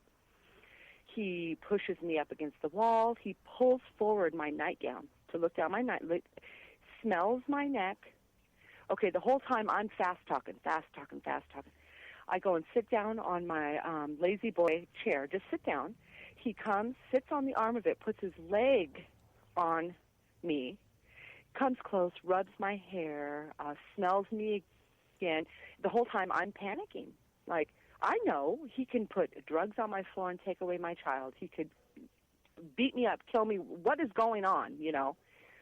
He finally snapped out of it. He had a wedding ring on. And I said, I bet your wife worries about what you do in the middle of the night. That's all I said. He, snapped out of it and finally left. I was terrified. Then for weeks and weeks, he would drive by. I would see him. He would start a shift, I think, about 3, because right around 4 in the afternoon, there he goes, driving by. Well, sure as shit. Oh, goodness, I'm sorry. I shouldn't have said that. I'm sorry, Ed. That's good. Sure enough, he's on the news about 6 months ago. Very similar complaints, but he had actually brutalized a woman over and over and over. Held something over her head. I don't know what it was, because the news doesn't say, what it was. But would always threaten to arrest her if she didn't come along or do what he wanted or whatever. Sure enough. And so ever since then, I have a realistic view of what's going on here, Like that pig, and he's still in the forest. He hasn't retired yet. These are still allegations, and of course there's going to be a big inquiry, and who knows if he'll ever be held accountable, And I tried to anonymously call my ombudsman. We have a police ombudsman. I don't know if I'm saying that right. That's how it's spelled. Yeah. And I wasn't going to give my name, because I don't want any funny business, And, of course, they failed, never got back to me. They're probably overworked, But the corruption is deep, and it's disgusting, It really is. And that brings me back to the point of, how this whole divide and conquer thing, I know that black people probably have gotten the real icky end of the stick as far as this goes. But I just wish that we would unite as Americans and as what we live here all together. We can't allow this to happen to any citizen in our nation. I mean, let alone the world, it shouldn't happen. But this brutality cannot happen to any of us. I think if we get to that spot, then it won't only be black people throwing fits. White people will learn to throw the fit, too. And we can actually conquer this. It's like, I so love the spirit of these black people who will try to stand up. They're the only ones who will march, Ed. They're the only ones who will get up and pitch a fit when it's needed. Okay, well, let me ask you this. Great. They go out there in March, and what do they get? They get a federal investigation, and Holder comes in and issues a report saying, oh, yeah, the guy's guilty. And now they can use that against us. And also, too, wait a second. That same demographic that has the balls to march, which I appreciate because they get beaten down by cops a lot more than white people do. But that same bunch, man, who have the balls to march, okay, and know that the deck is rigged against them. They're down there in Florida over Zimmerman, marching and begging to have their right of self-defense taken away. I know. That's all part of the design. Right. That's slice and dice, divide us, conquer, blame it on something that isn't really the problem. It's like a false flag, you know. We all have to stand up as one unit, one American.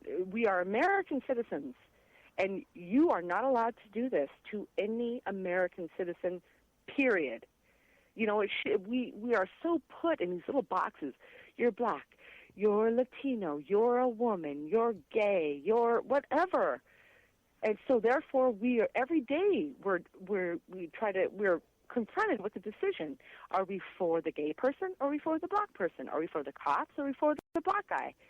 Well, it's all by design. Jessica, it's all through media. It's all 100% funded by evil intentions. Let me ask you a question, Jessica. What about the possibility? Because you tell me, Ed, can't you imagine this possibility and that possibility, right? And Mike, you say the same thing, right? What about the possibility that the reason for these chemtrails is just to have us all running around in circles, worried about it, looking up at the sky, rather than joining together and resisting against this kind of oppression that we live under every day? So, like, they're putting some sort of medication in the chemtrails, or no, they create all kinds of crazy conspiracy theories for people to be worried about. I'm sorry, brother, but there is no theory in the fact that they're spraying us. That's a fact. Okay, but that's the way I feel about it. No. Now, some people might be able Jessica, to. We can agree that they're spraying. Okay, now I'm saying that the reason, maybe one possibility, and this is just an equal possibility as all you guys' theories tonight. My theory is just as good as yours. And this is a theory that maybe the reason they do the spraying is so that we can all be looking up at the sky and talking, debating the chemtrails and contrails. Is there aluminum in it? Are they doing this? What's the reason why they're doing it? So that we're not getting off our asses and doing something about the people, the things. No. That are right. You want to know why I don't think that? Yeah. Because I don't think enough people even understand or realize that there's chemtrails. But the kind of people... I don't think enough people even realize. They don't even look up. They don't know. No, but the people who... I'm getting feedback from one of you guys. What is that? Not me. Okay. I don't think it's me. Now, but the people who kind of do realize, hey, something's amiss, something's not right, it's kind of not right for the 6 members of the Walmart family to own half the wealth of the whole country. Mm-hmm, okay? Mm-hmm. So we can agree on that. It's kind of not right for, a kid to walk down the street in Ferguson and get shot in the back. Mm-hmm. He's unarmed, So, but rather than focusing on that, part of what their conditioning is to say, okay, let's spray some. All we got to do is fly some planes back and forth over their heads, and they're going to be looking up at that all the time and coming up and worrying about that all the time.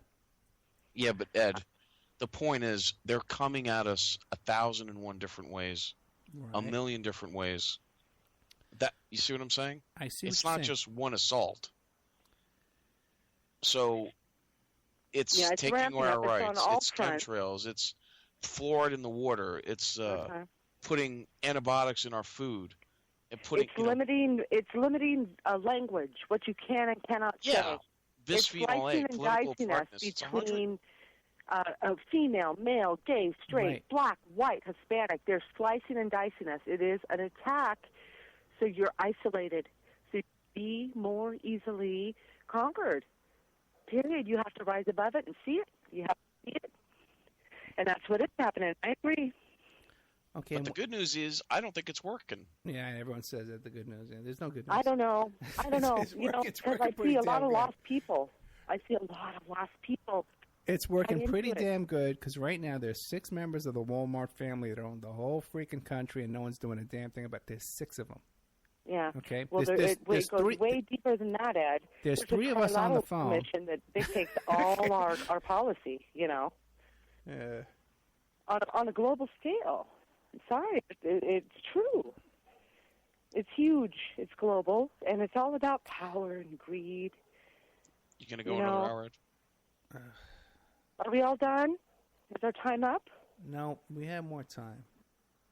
I may not live another hour. Okay. Well, I'm sorry. If you want me to hang up, Ed, I'll get off the phone. I don't want you to hang up. Okay. Listen, we had a really rough night tonight. And it's not because of the NSA or the CIA or the FBI. It's because of people I know, okay, trying to sabotage what we're doing here, okay? People you know who work for the CIA and NSA. Who is it? Who did it? But the point is that, and the show sucked tonight. You know, the show was a big mess today. You know, that guy was good. Dean Henderson's a great guest, but Mike, I spent the whole show looking at dials and numbers and. Okay, shit. But the point is, Ed, that was a good guest, and the show wasn't. The show was good. I got stuff you on. You just had some technical. You're so negative, man. You had. I know, Mike. Issues. I'm sorry. I'm so negative that 5 minutes that during my show, Mike's sending me SoundCloud stuff on Facebook. All right, I'm so negative, right? You're sending me stuff during the middle of the show. What are you sending me? Mixed SoundCloud widget? What is this thing? Wait, that's my show. 10 minutes before the show. I sent it at 7:50, not 7:50. Whatever you said. Big stupid heart with parlay on it. I like the logo, man. I love you, Mike. I really do. And Jessica, I love you too. Oh, Ed, you're my favorite. Thank you. You really are. You're on to something. I know you're struggling. You just keep marching forward because. Jessica, I have no choice. Okay. You've got this personality, and you've got, like you said, you want the facts. You want evidence. I think it's great. You've got a great thing.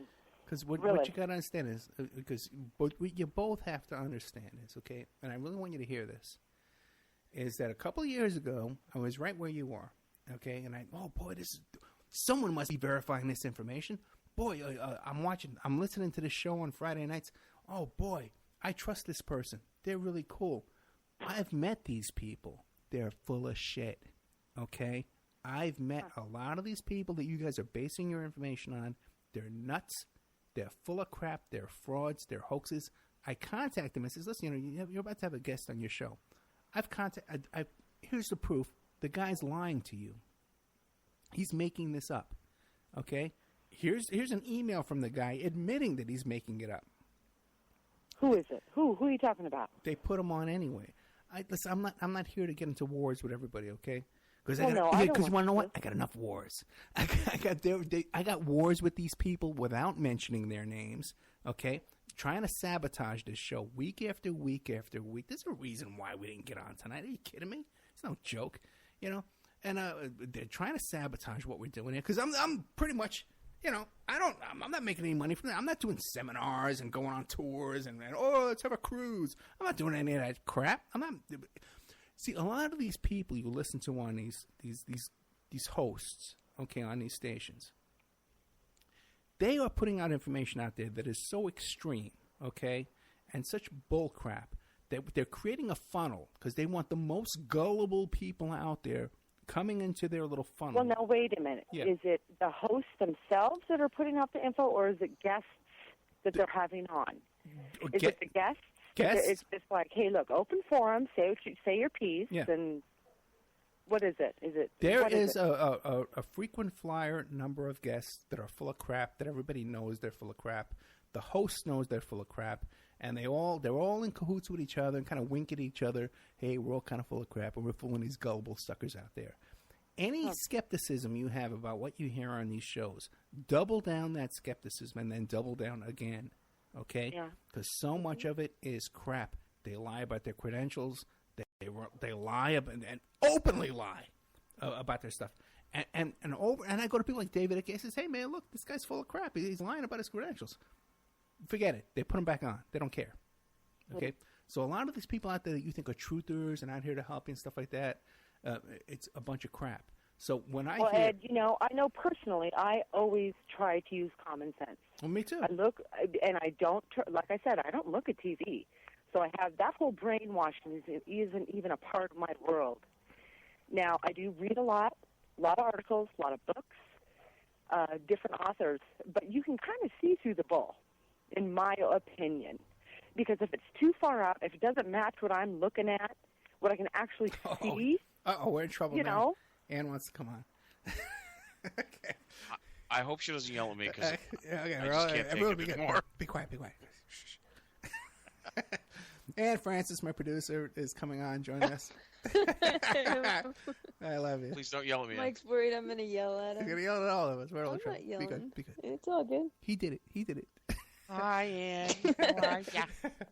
Ann has Ann has a new man in her life. I'm out of her life now. She has a. Is it a man or a woman who has your attention now, Ann? Oh, there's 4 of them. Oh. 4 women? No, I'm horse sitting. Oh, how nice. Taking care of some horses. I don't have all her attention like I used to. You know what? Before Ann comes on, let's play some ads real quick. Okay, make some money because I got these sponsors. Annoy the hell out of me like this guy at infinityhomeplans.com. By the way, everyone should know that Mike Gray is the owner of infinityhomeplans.com, your source for 3D and 2D digital drafting products. Let me play the ads and then we'll be right back after this. Don't talk, guys, because they can hear it. And now a word from our sponsors. We are listener-sponsored, and we appreciate your donations. If you like the show, please visit oppermanreport.com and click on the Donate button. Or you can donate directly through PayPal at oppermanreport@gmail.com. We have Mike Gray of infinityhomeplans.com. He's the host of Parlay over at CJ Mars Radio, Thursday evenings, 8 p.m. Eastern Standard Time. If you need custom home designs, stock plans, or 3D work, he's your one-stop shop for home design and drafting needs. Mike Gray at infinityhomeplans.com. If you're looking for essential oils, stop by and check out Essentially Tammy on Facebook. She is the Young Living Essential Oils independent distributor. Now, these are 100% therapeutic grade oils. They help support the body's natural functions. You can visit her website posted on Essentially Tammy to see the current deals, or email at JockoTammy, JOCATAMI @yahoo.com, or call 352-239-8546. 352-239-8546. Hey, if you need a private investigator, go to my website, emailrevealer.com. We offer asset searches, locates, skip tracing, adoption investigations, online infidelity investigations. We can recover deleted text messages from a cell phone or trace an email to online dating websites to catch people cheating. That's emailrevealer.com, or you can call 800-572-9762. 800-572-9762 for emailrevealer.com, my PI website. Pacific West Bamboo. It's your premier source for construction and craft-grade bamboo poles. They're announcing their latest project with EcoHead Event Sanitation, making bamboo composting bathrooms and porta potties. Their first display will be at the Lucidity Festival in Santa Ynez, California, April 11th to the 13th. Come by and say hi and see what you can build with bamboo. Contact them for any kind of event planning, display building. If you need construction grade or craft grade bamboo products, call Amanda at 503-839-8126, 503-839-8126, or visit PacificWestBamboo.com, their brand new website. We're also sponsored by the New World Mexican Women. This is a rural Mexican craft women's cooperative. They are traditional makers of fine handcrafted, authentic jewelry. They use beautiful stone mosaics and Pacific blue Abilene inlay. They have a wonderful book of love letters written to their men in the United States, begging them to return to their families in Mexico. But they've written a new book, and it's called, it's about a young girl that falls in love with a rodeo bull rider and runs off with him without telling her family. It's a beautiful love story called Azukina Part 1, Azukina to the Rodeo. You can find their books and jewelry by clicking on their banner ad at OppermanReport.com or by Googling New World Mexican Women. You can also promote your business or website right here and have your ad played all over the world 7 days a week by emailing OppermanReport@gmail.com or calling 800-572-9762.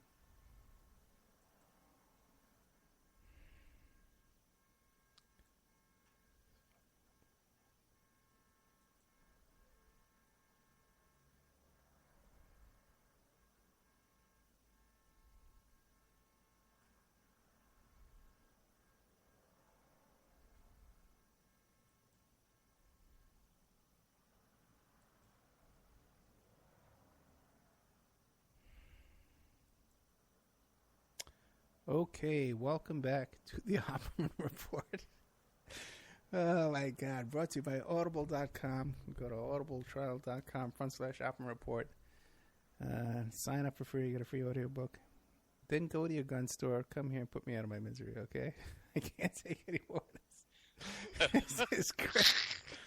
Hi, Ed. There's a guy out in front of my house beeping the horn. I don't know what the hell's going on. Some kind of a fight going on outside. Someone's posting porn on my Facebook page. I got people sending me links for upcoming guests, all kinds of crazy. Oh my God. Okay, yeah. Well, it's a nice porn. I should save that. Let me see what's going on. All right, we're here with. Did your friend do that? She's somebody new. I just met her. Oh, okay. Yeah, I had a feeling she was for trouble. Yeah. Let's see. Send me that link. Yeah, remove tag. I blocked her. I don't know how she's still on there. Anyway, guys, so we're joined by Ann Francis, our super producer, Mohammed Yulali. That's an old name. I Yeah, haven't heard that in a while. it's like the second week. Yeah, That's when she was running with that ex guy. It's a joke. Huh? that's a. Malcolm X. Okay. I couldn't remember Malcolm X. But and we have Jessica Smith and we have Mike Gray from InfinityHomeplans.com. Hey, Jessica, you want to plug anything? We lost you. Yeah, I think. Is she on? Oh no, she's gone. Yeah, she's gone. Okay. Oh. All right. So, Ann, what did you want to come and join us with?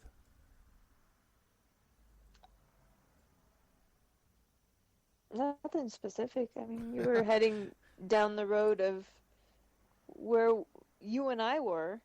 I mean, we were both there about 2 years ago. Right. And what we're listening to and what we were skeptical about and who these people were. Yeah. Here's the thing. The truth always comes out. It always comes out. It says in the Bible, if you have a secret, shout it from the rooftop, because everything done in darkness comes to light. Mm-hmm.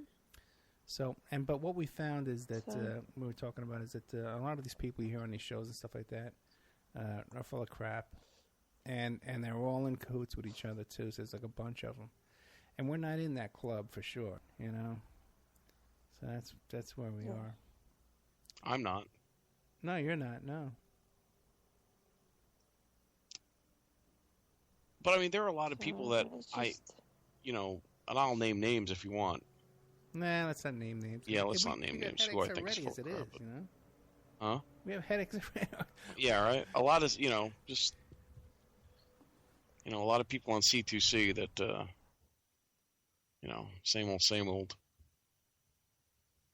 But No, we're not even talking about coast to coast. We're talking about Yeah.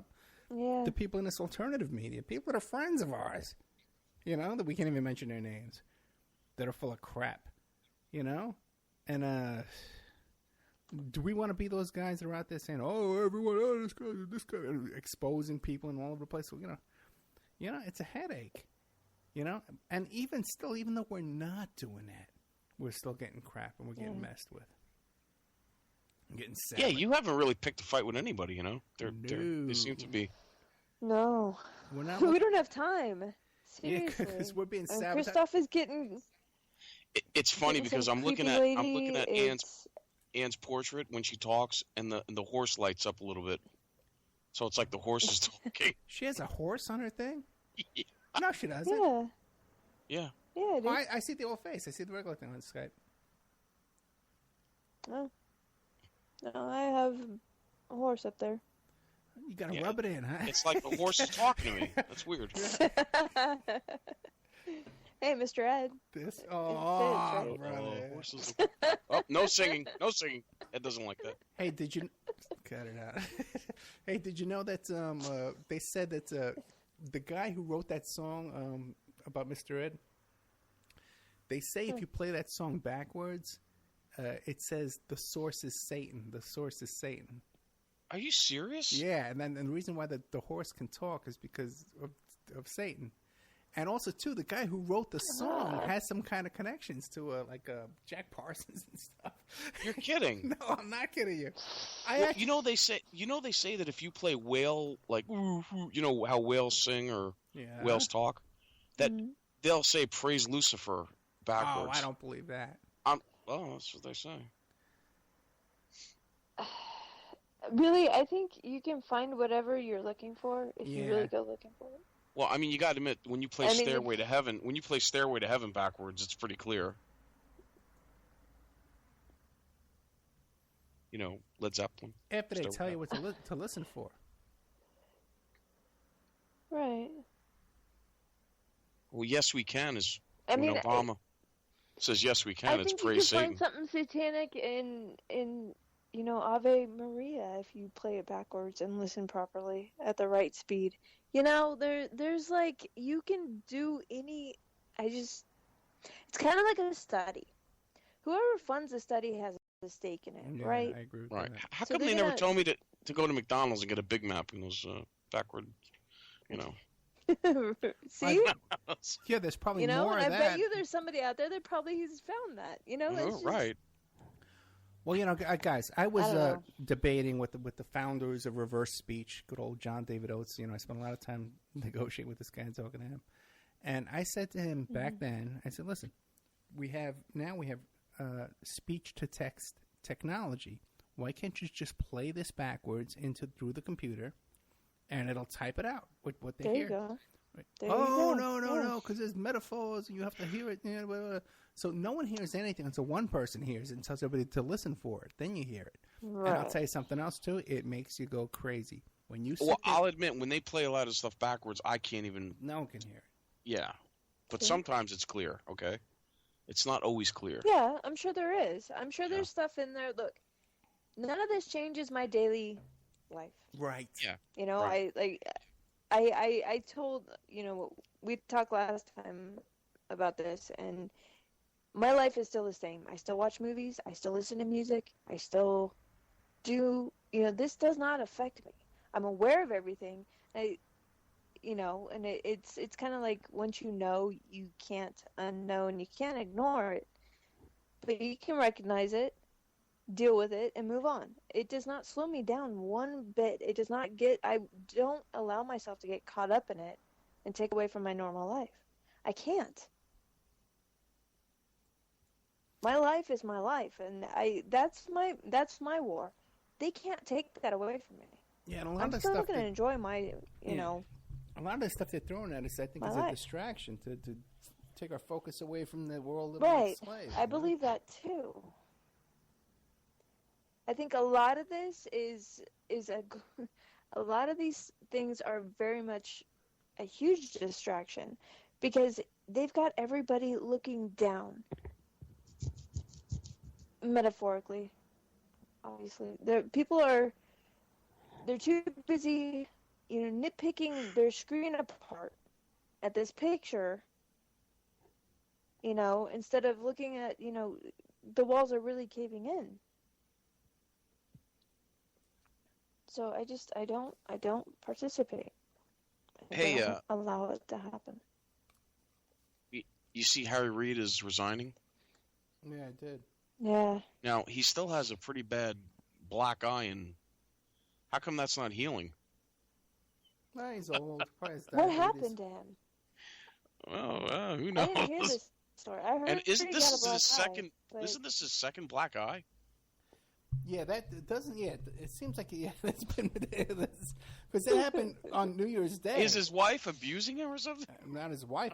Well, you know the story about Harry Reid is that Jack Gordon, who was LaToya Jackson's husband, and he was like this famous pimp, and he had these massage parlors. All his partners died over and over and over again.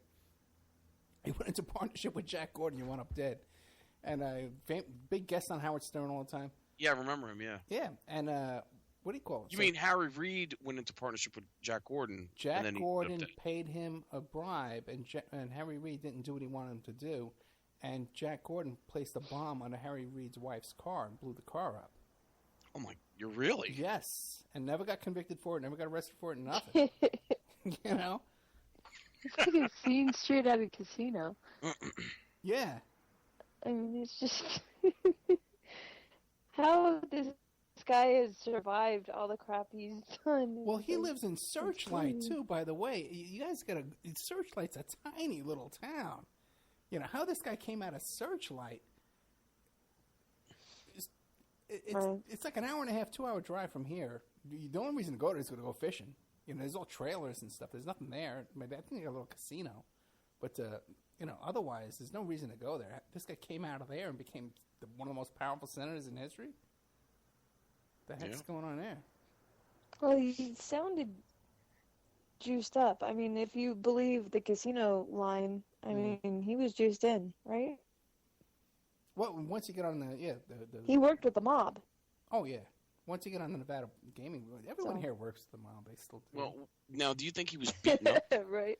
Had to have been. What else? Come on. Yeah, but for why? I don't know. What did he do? Work, whatever the reason for was. being him. Yeah. I mean, God, I wish I was there to see it. Oh, I would have loved to have been there. Oh my God. So, Mike, you're one of these guys. You think there's a difference between the Democrats and the Republicans, right? No, not at all. Okay. Not at all. No. It's like wrestling. Yeah. I'm gonna do this. You say that. You win this, I win that, and it's just like, they give us the illusion that there's going to be hope and change, and it's really just the three-card Monty. Like what do you call it? Three-card Monty. Or what's that game? Where they shuffle everything around. Three-card Monty. Yeah, three-card Monty. There you go. So, Ann, we made it up to number 8 on TalkStream Live today? That I saw, you may have gone higher, considering you weren't on. That's, it's going to annoy somebody. Yeah. What a disaster. And I didn't post or anything because, I mean, you weren't on. Yeah, But here's the thing, Ed. If that crap happens, forget it. Just do the guess interview. what, Ed? I'm going to interview Cindy Jean-Pierre on my show about how TalkStream Live is a fraud. Oh, God. Don't mention my name. She's got the lowdown. Oh, yeah. Maybe I shouldn't have said that. How does she know? She said she was telling me, maybe I shouldn't say this, but Yeah, that, not on my show. Let's not talk about this on my show. Yeah, let's. Yeah. Show. Yeah, okay. I'll do it on my show because I don't. Got enough problems. I don't want to mess anything for Ed. Thank you. Too late. Sorry, Ed. It's okay. We had a good day relatively. Well, I did, and then I sit down to do this, and it's like everything went sideways. Yeah, what's going on?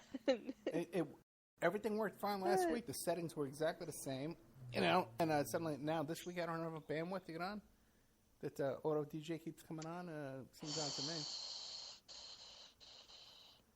me. Well, we gotta. Thank goodness you had that host stuck around.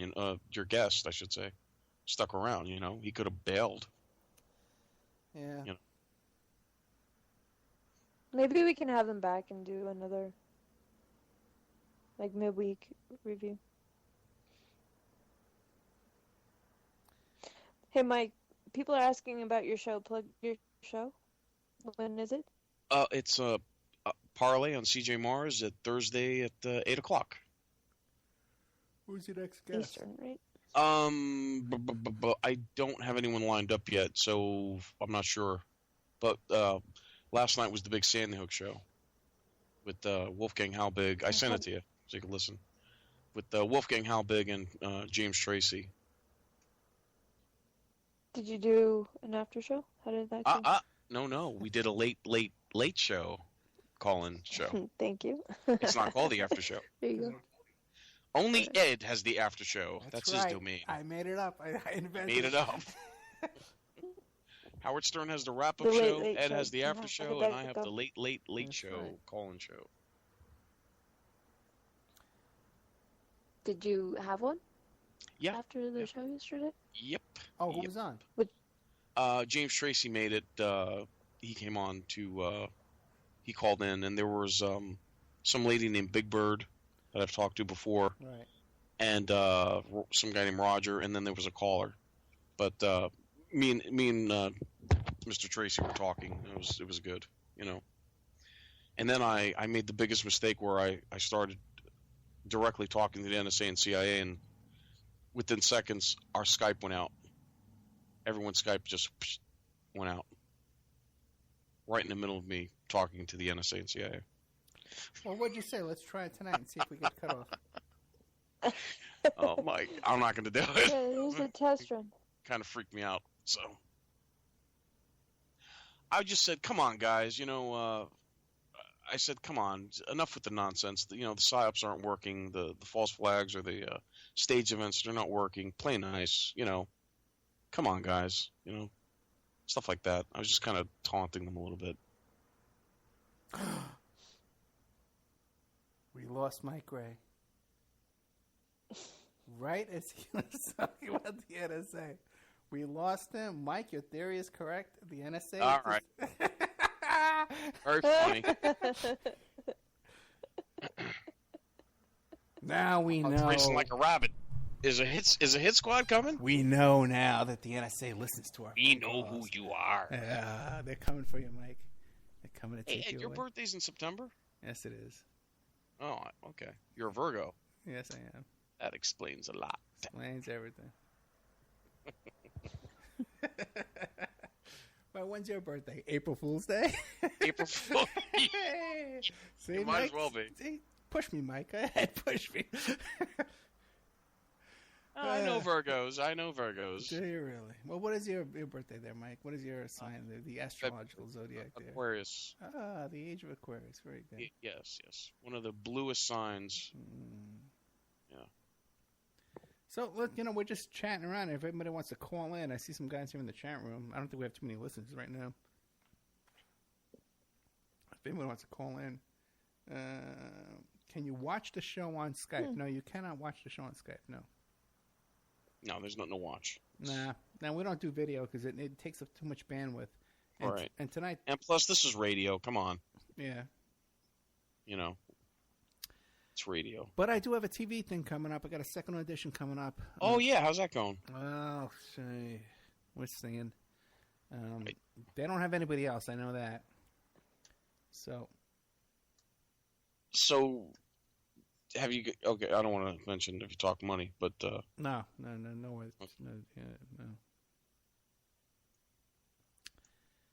Not yet. Well, that Epstein case seems to have disappeared pretty much. From the news, but not from the the lawsuit's still going on, and Yeah. favorable with the judge. They're doing good. That's good.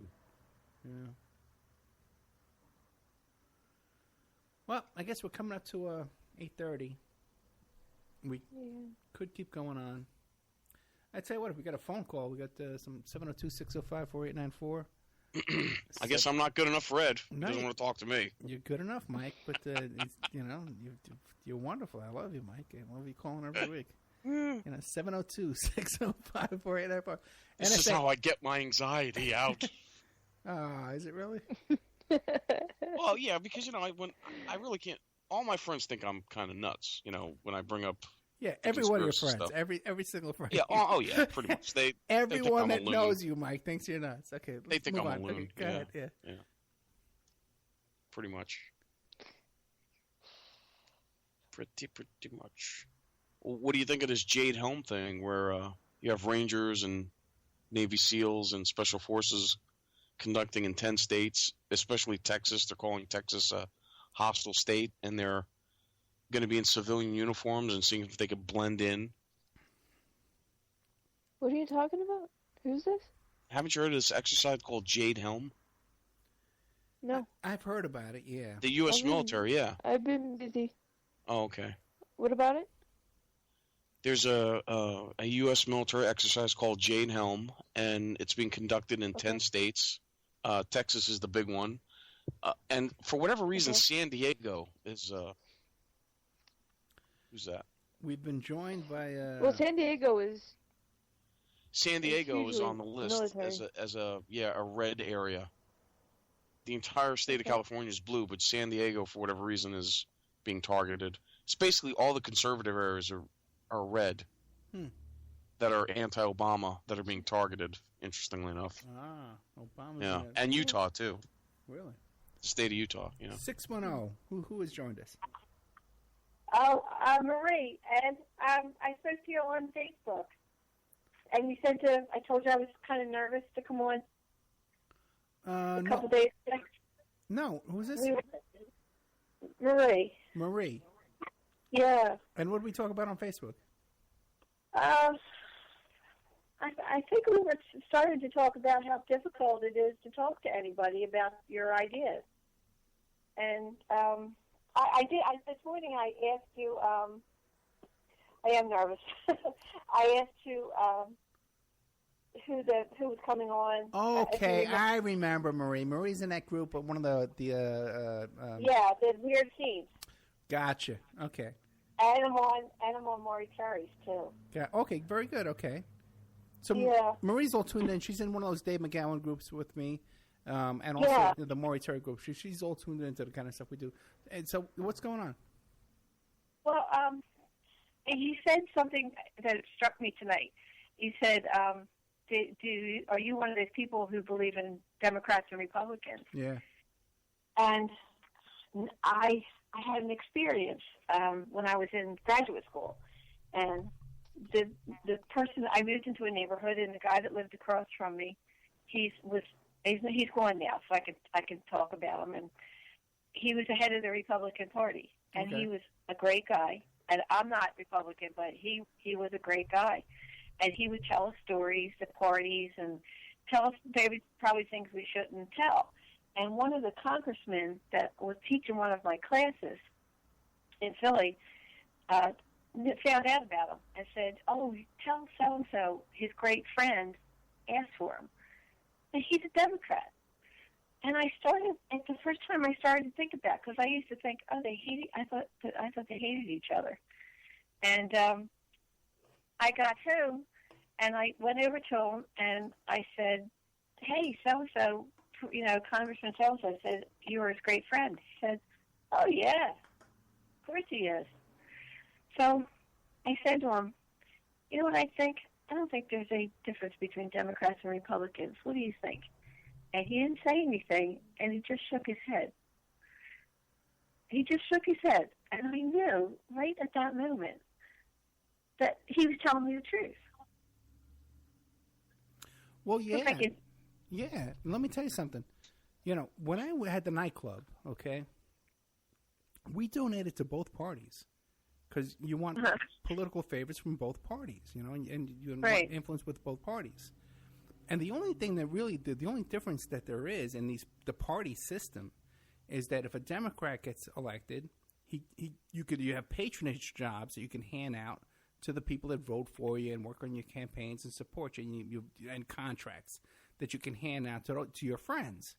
Or if the Republicans get in, they can hand out to their friends. And that's it. Otherwise, policies comes from above somewhere. They don't care about policy.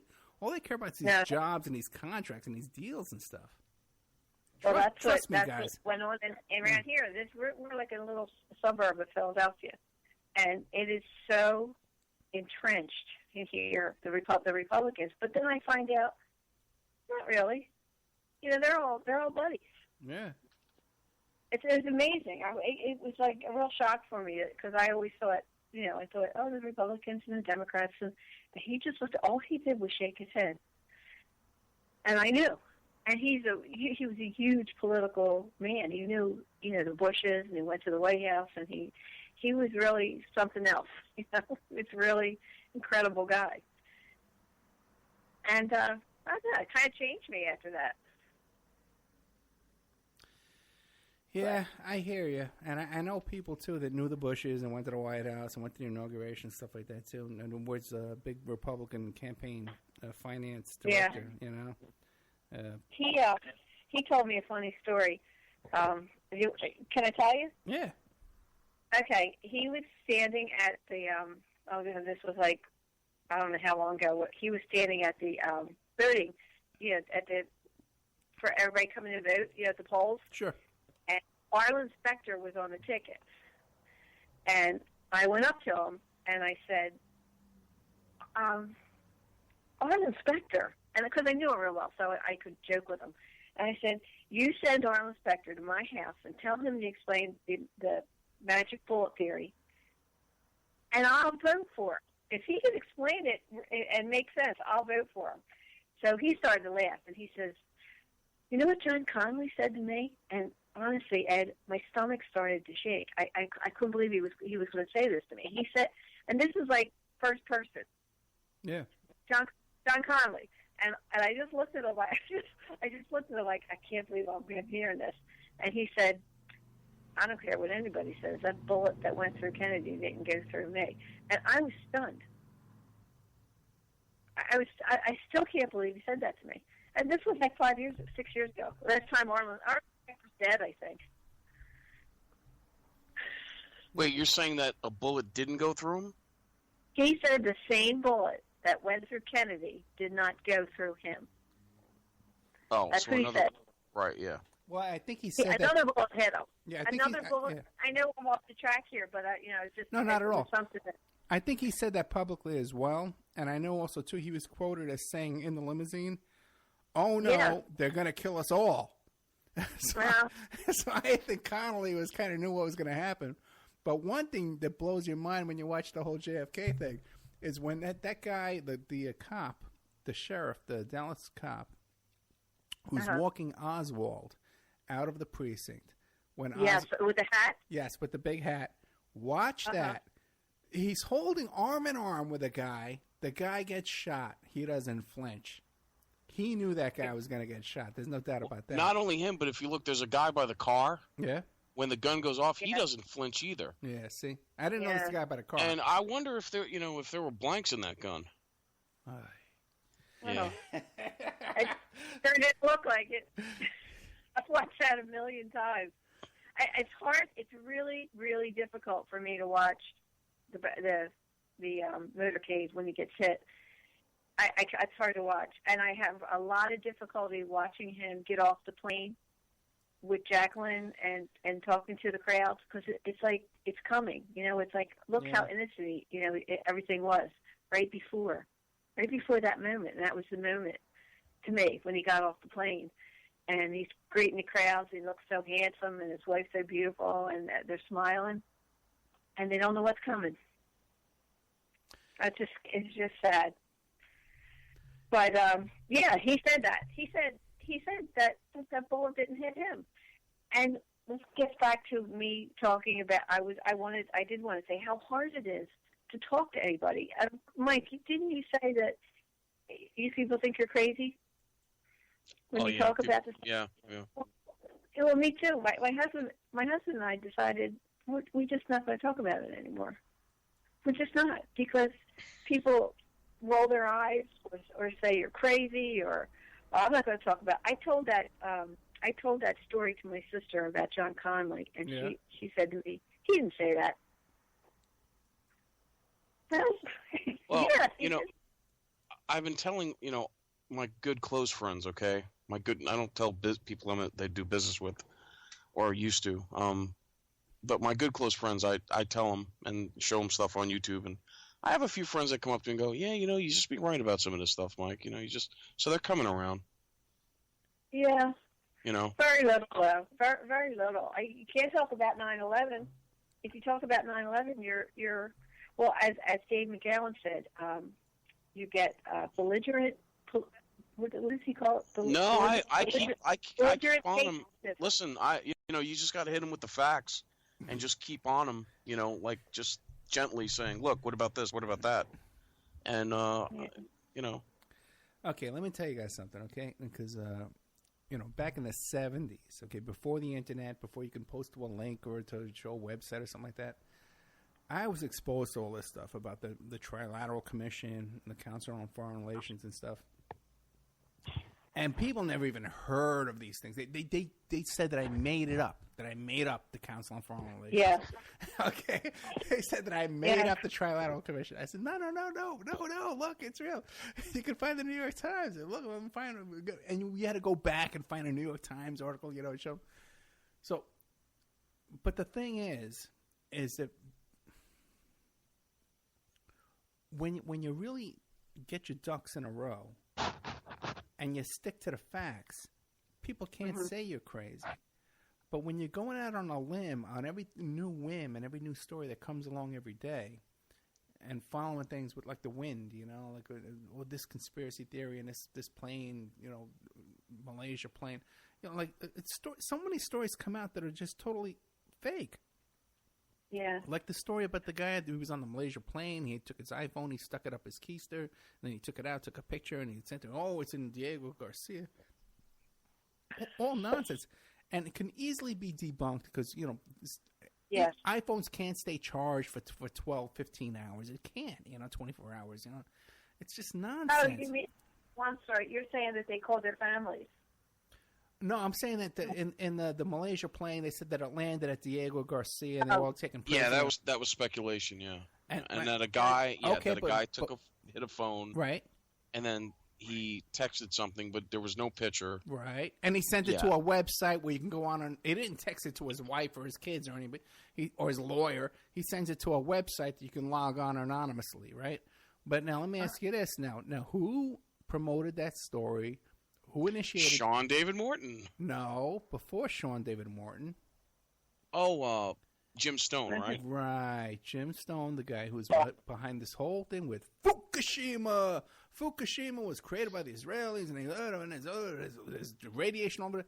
I had a guy that was right there on the scene with a radiation film badge dosimeter, no measurable radiation, right there, 10 miles away.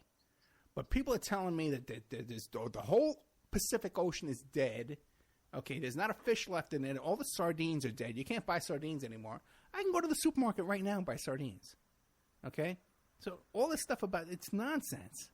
And by the same guy that... What? I'm sorry. It's like you don't know what to believe. Like they say there's a trash thing the size of the state of Texas in the middle of the Pacific Ocean, right? Yeah, that's real. All the plastic. There's pictures. Is that real? I mean, is it the same? You don't know what to believe that anymore. Big swirl of plastic. Yeah, that there's a big swirl of plastic and trash in the middle of the Pacific, and it's the size of Texas. I don't know if it's the size of Is Texas. Is it true, though? Is it true? Yeah, but I'm sure it's huge. I'm sure there's huge trash piles all over the place, man. Yeah, I mean, send the ship there with a net and just pick it up. Back and forth, back and forth. And send it where? To your house. Okay, thank you.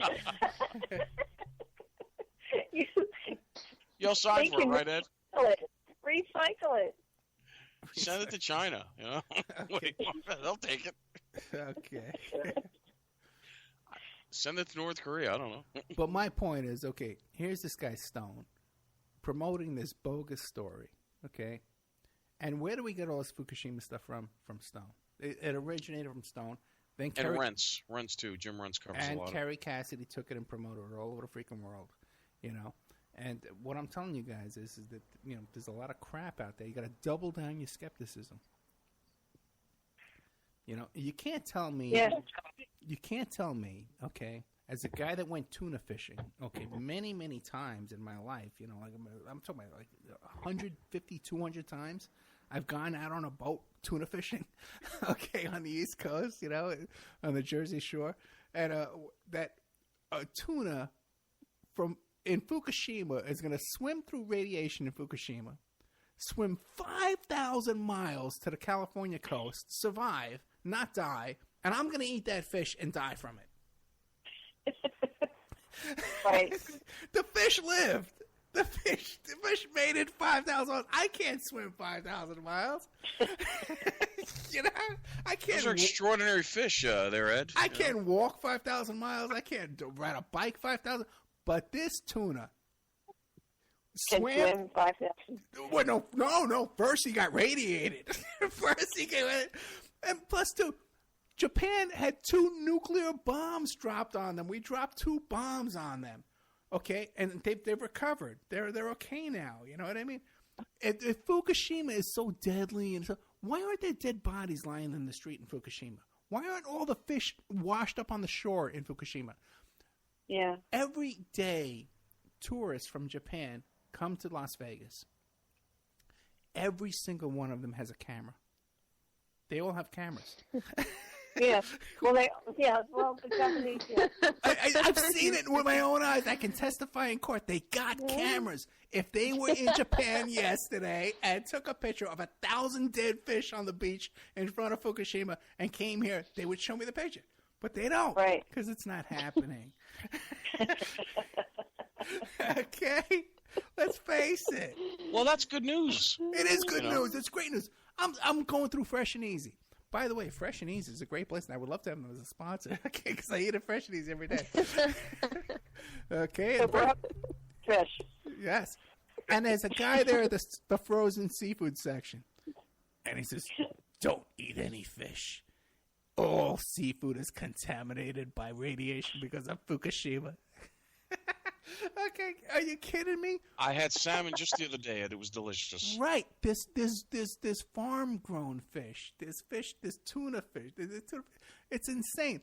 Another person tells me, don't eat any sushi because tuna fish in Japan have the tuna in Japan are radiated by Fukushima.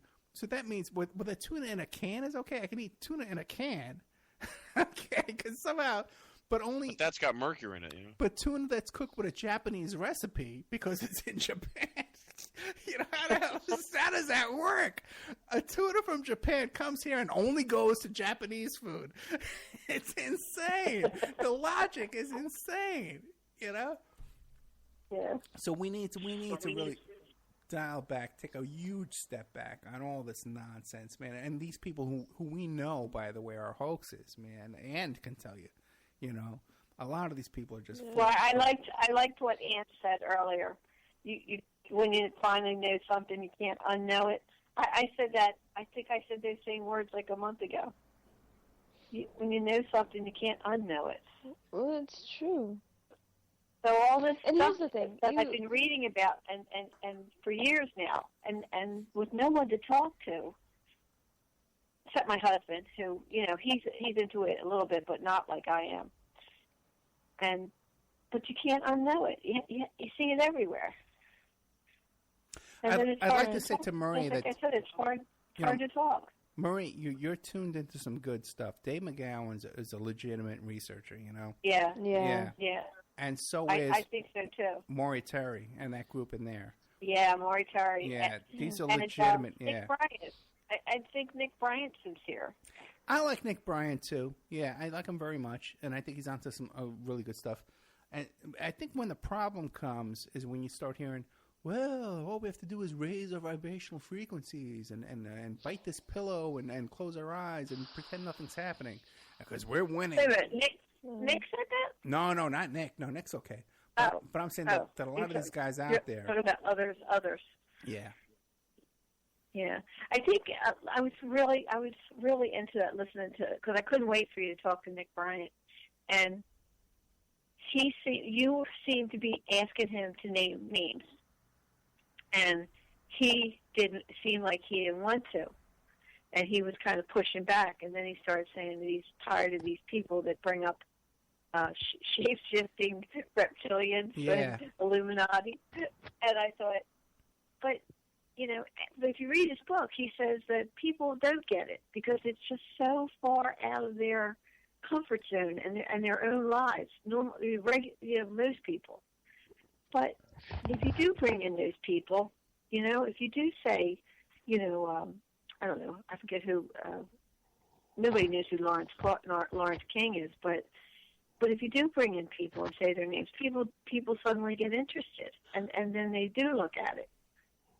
And I did see that he didn't seem to want to talk about it too much. Yeah. Like he said, he didn't want to mention names, and he didn't, But I think it's a good thing to do that. If he's in the position to do it. Okay, let's go on this with the Hunter S. Thompson thing, right? Oh, yes. If you look shut you right down. Right. And if you look at the people that Hunter S. Thompson is associated with in the public, one is Johnny Depp. John Cusack. John Cusack. Johnny Depp. Don Johnson. Uh-huh. These are all people that are involved with the West Memphis 3 cult, all kinds of connections.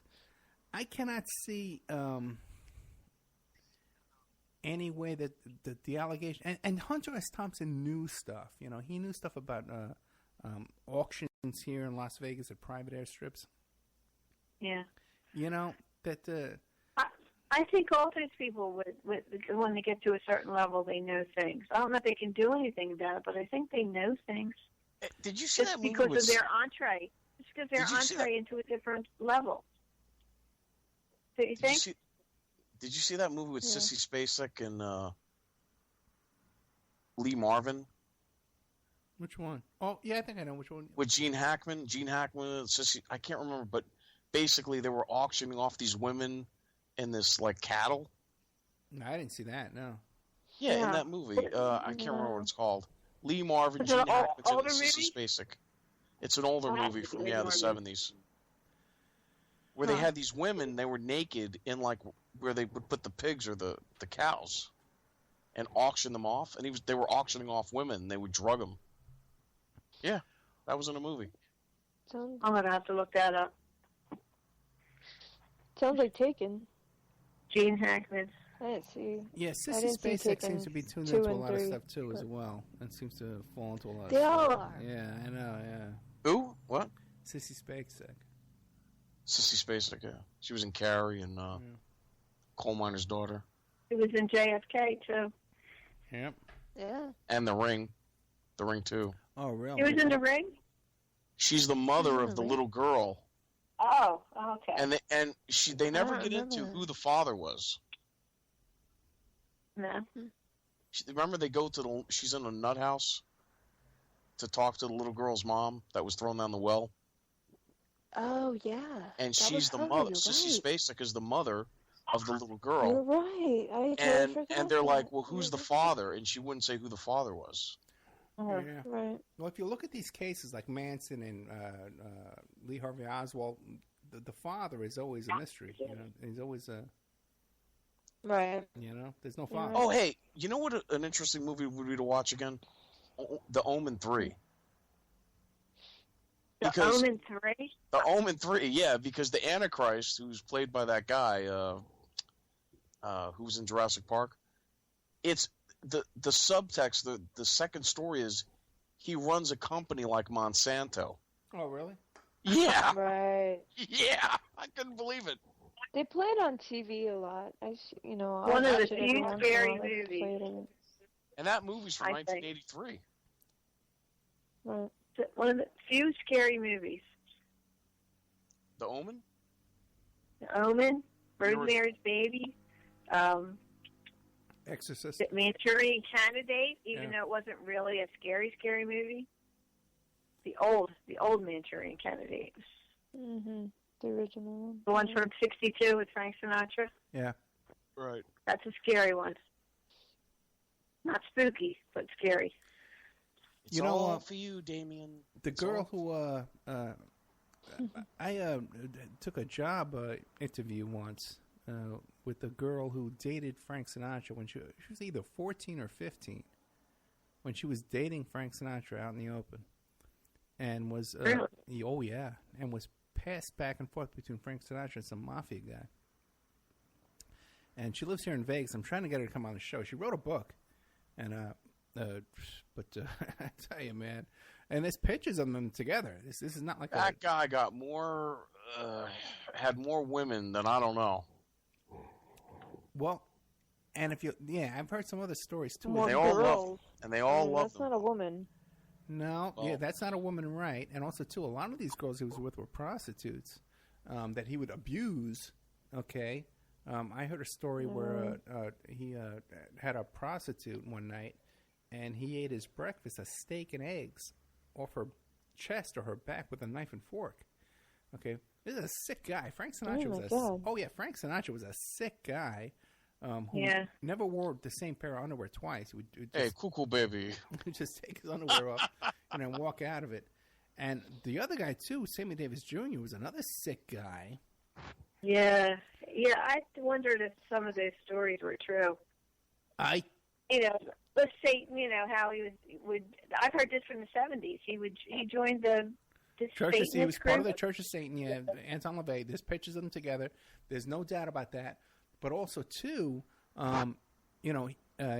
there's Chuck Traynor, the pimp and husband and boyfriend of Linda Lovelace, said that Sammy Davis Jr. gave him oral sex, and that he passed the polygraph, and Sammy Davis Jr. never denied it. And that falls into line with some of the stories I've heard about Sammy Davis Jr. with the whole thing with Sinatra and these girls and stuff, and what was going on there. And my guest next week... Oh, no. Oh, wait a second. Is that how he lost his eye? And we have another guest coming up with the Marilyn Monroe. It was a car accident. Yeah, May 1st, we have a whole guest coming on about Marilyn Monroe and the death of Marilyn Monroe, and about how... oh, really? Oh, yeah, and that's going to be a big show. That should be great. Yes, and next week we have Princess Di, the murder of Princess Di, and we're also trying to get a hold of Muhammad Al-Fayed, the father. Oh, the father?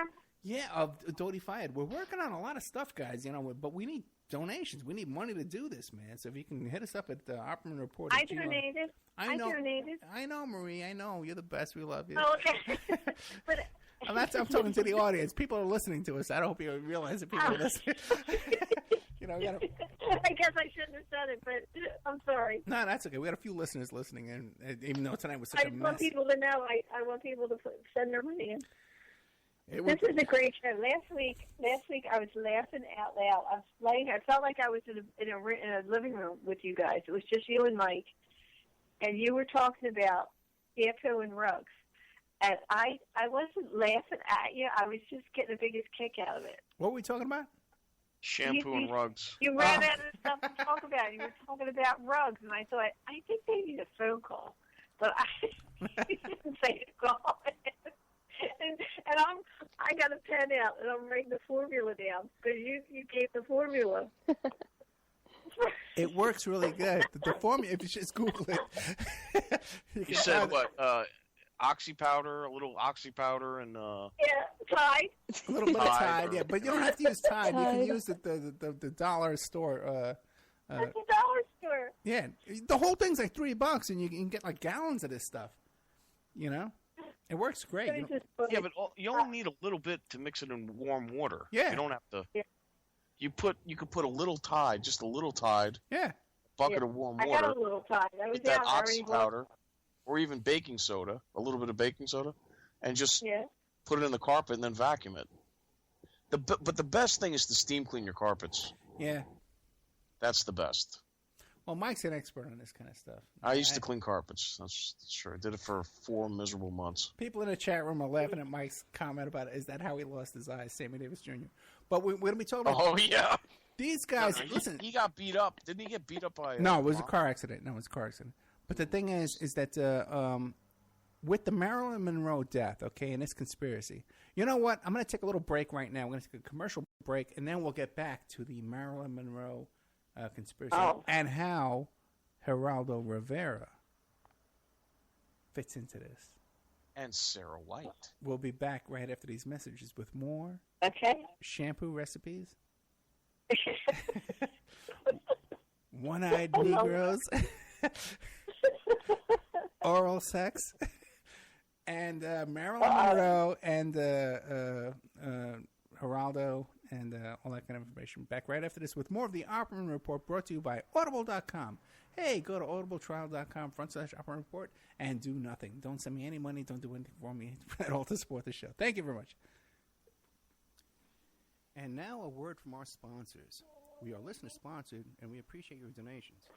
If you like the show, please visit OppermanReport.com and click on the donate button. Or you can donate directly through PayPal at OppermanReport@gmail.com. We have Mike Gray of InfinityHomeplans.com. He's the host of Parlay over at CJ Mars Radio, Thursday evenings, 8 p.m. Eastern Standard Time. If you need custom home designs, stock plans, or 3D work, he's your one-stop shop for home design and drafting needs. Mike Gray at InfinityHomeplans.com. If you're looking for essential oils, stop by and check out Essentially Tammy on Facebook. She is Young Living Essential Oils Independent Distributor. Now, these are 100% therapeutic grade oils. They help support the body's natural functions. You can visit her website posted on Essentially Tammy to see the current deals, or email at JockoTammy, JOCATAMI @yahoo.com, or call 352-239-8546. 352-239-8546. Hey, if you need a private investigator, go to my website, emailrevealer.com. We offer asset searches, locates, skip tracing, adoption investigations, online infidelity investigations. We can recover deleted text messages from a cell phone or trace an email to online dating websites to catch people cheating. That's emailrevealer.com, or you can call 800-572-9762. 800-572-9762 for emailrevealer.com, my website. Pacific West Bamboo. It's your premier source for construction and craft-grade bamboo poles. They're announcing their latest project with EcoHead Event Sanitation, making bamboo composting bathrooms and porta potties. Their first display will be at the Lucidity Festival in Santa Ynez, California, April 11th to the 13th. Come by and say hi and see what you can build with bamboo. Contact them for any kind of event planning, display building. If you need construction grade or craft grade bamboo products, call Amanda at 503-839-8126, 503-839-8126, or visit PacificWestBamboo.com, their brand new website. We're also sponsored by the New World Mexican Women. This is a rural Mexican craft women's cooperative. They are traditional makers of fine handcrafted, authentic jewelry. They use beautiful stone mosaics and Pacific blue Abilene inlay. They have a wonderful book of love letters written to their men in the United States, begging them to return to their families in Mexico. But they've written a new book, and it's it's about a young girl that falls in love with a rodeo bull rider and runs off with him without telling her family. It's a beautiful love story called Azucena Part 1, Azucena to the Rodeo. You can find their books and jewelry by clicking on their banner ad at OppermanReport.com or by Googling New World Mexican Women. You can also promote your business or website right here and have your ad played all over the world 7 days a week by emailing OppermanReport@gmail.com or calling 800-572-9762.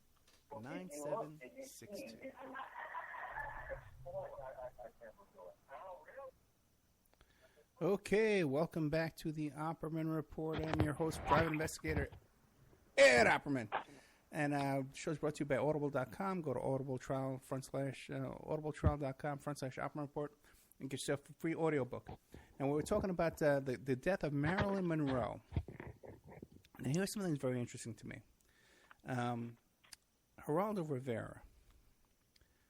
I never met Geraldo Rivera, but no. But he was in the 70s back in New York City. He was part of a gang called the Young Lords. Also part of this gang was Felipe Luciano. I met him several times. And Pablo Guzman. And all three of these guys from this gang went on to careers in the media. You know, I guess the news back at that time were looking for representatives of the Latin community, and they hired these guys. Yeah. Okay, but it was just very interesting how these guys, and by the way, Geraldo Rivera is a lawyer, but his legal career, he was an anti-poverty lawyer. Okay? Yeah. Whatever the hell that is, okay? He was pretty much but these three guys are really spokespersons for the Young Lords, this gang, you know, that evolved into the Latin Kings, the Imperial Latin Kings, which was notorious gang back in New York City back in the 80s and the 90s. But the Young Lords was this activist. They were kind of like the Black Panthers, you know, the Hispanic version of the Black Panthers. So Geraldo Rivera comes out of this. He becomes a spokesman. He gets hired by ABC News. Felipe Luciano, he gets hired by WBLS, the radio station. Pablo Guzman, he gets hired by the different stations, you know, in New York City. They all get into the media out of this gang. Now, Geraldo Rivera loses his job. I think it was on. He got famous because he did that thing with Willowbrook. Okay. Yes. So then he's at. I think it was Nightline or 2020 ABC, some kind of magazine type show, and the reason why he quit that show is because he wanted to do a show about the death of Marilyn Monroe. That show's never aired. He's never come out and said who killed Marilyn Monroe. But the gist. So you found out? Oh, yes. That's what I think. I think he found out who killed Marilyn Monroe. I think he has that evidence in his possession. I think it was the Kennedys. My guest that is coming up says it was RFK who killed Marilyn Monroe physically. Okay? Mm-hmm. And there's all kinds of evidence about this, by the way, too. There was a PI that did a lot of investigation on this, and the ambulance stopped. You know, and it was rocking. There's a lot of stuff that went on in the Marilyn Monroe. They definitely went to the house and cleaned up. The rocking, you say? Yes. What does that mean? Like in the ambulance, they killed her in the ambulance? I think they finished her off in the ambulance. Yeah. Because they said she would take physics, right? Like enemas. Yeah. And they said there was like a blue, some type of blue substance, almost like an ink. Or a purplish blue ink on her bottom. Really? And they didn't know what that was. I had heard that's how they did the final. They injected it there. Yeah, they gave her a bad enema. Yeah. Bathing. That's what I heard. That's what I've been reading. Well, and I would think it was not so much RFK or JFK, but their handlers. And because supposedly supposedly she said she knew about certain stuff and she was going to go to the press about things, that she'd found out from Pillow Talk. Yeah. Right. And she, they say she had a very high IQ.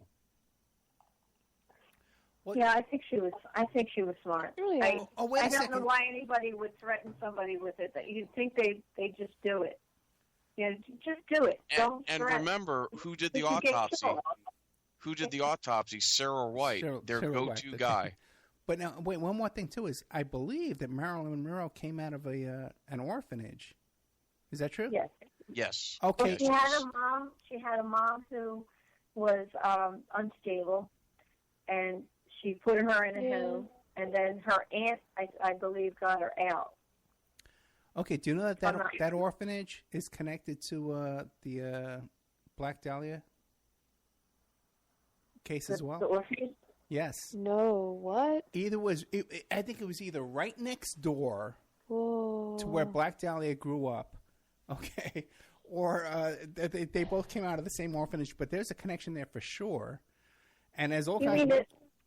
I'm sorry. Yeah, but the thing is, I wanted to get out to Geraldo Rivera, who came from the Bronx, just like I did, from a street gang in the Bronx, just like I did, okay, and somehow got this media deal out of it, so just like I did. But the thing is, too, is that when he quit ABC, he didn't. When he came back to the media, because he was out of the media for quite a while, he came back owning a newspaper, owning an island in Puerto Rico, having a private do you know how? Do you guys know that Geraldo Rivera owns a helicopter and goes to work every day in a helicopter? He owns a private island in Puerto Rico. He owns at least one newspaper, production companies. Donald Trump's kissing his butt all over The Apprentice. You know.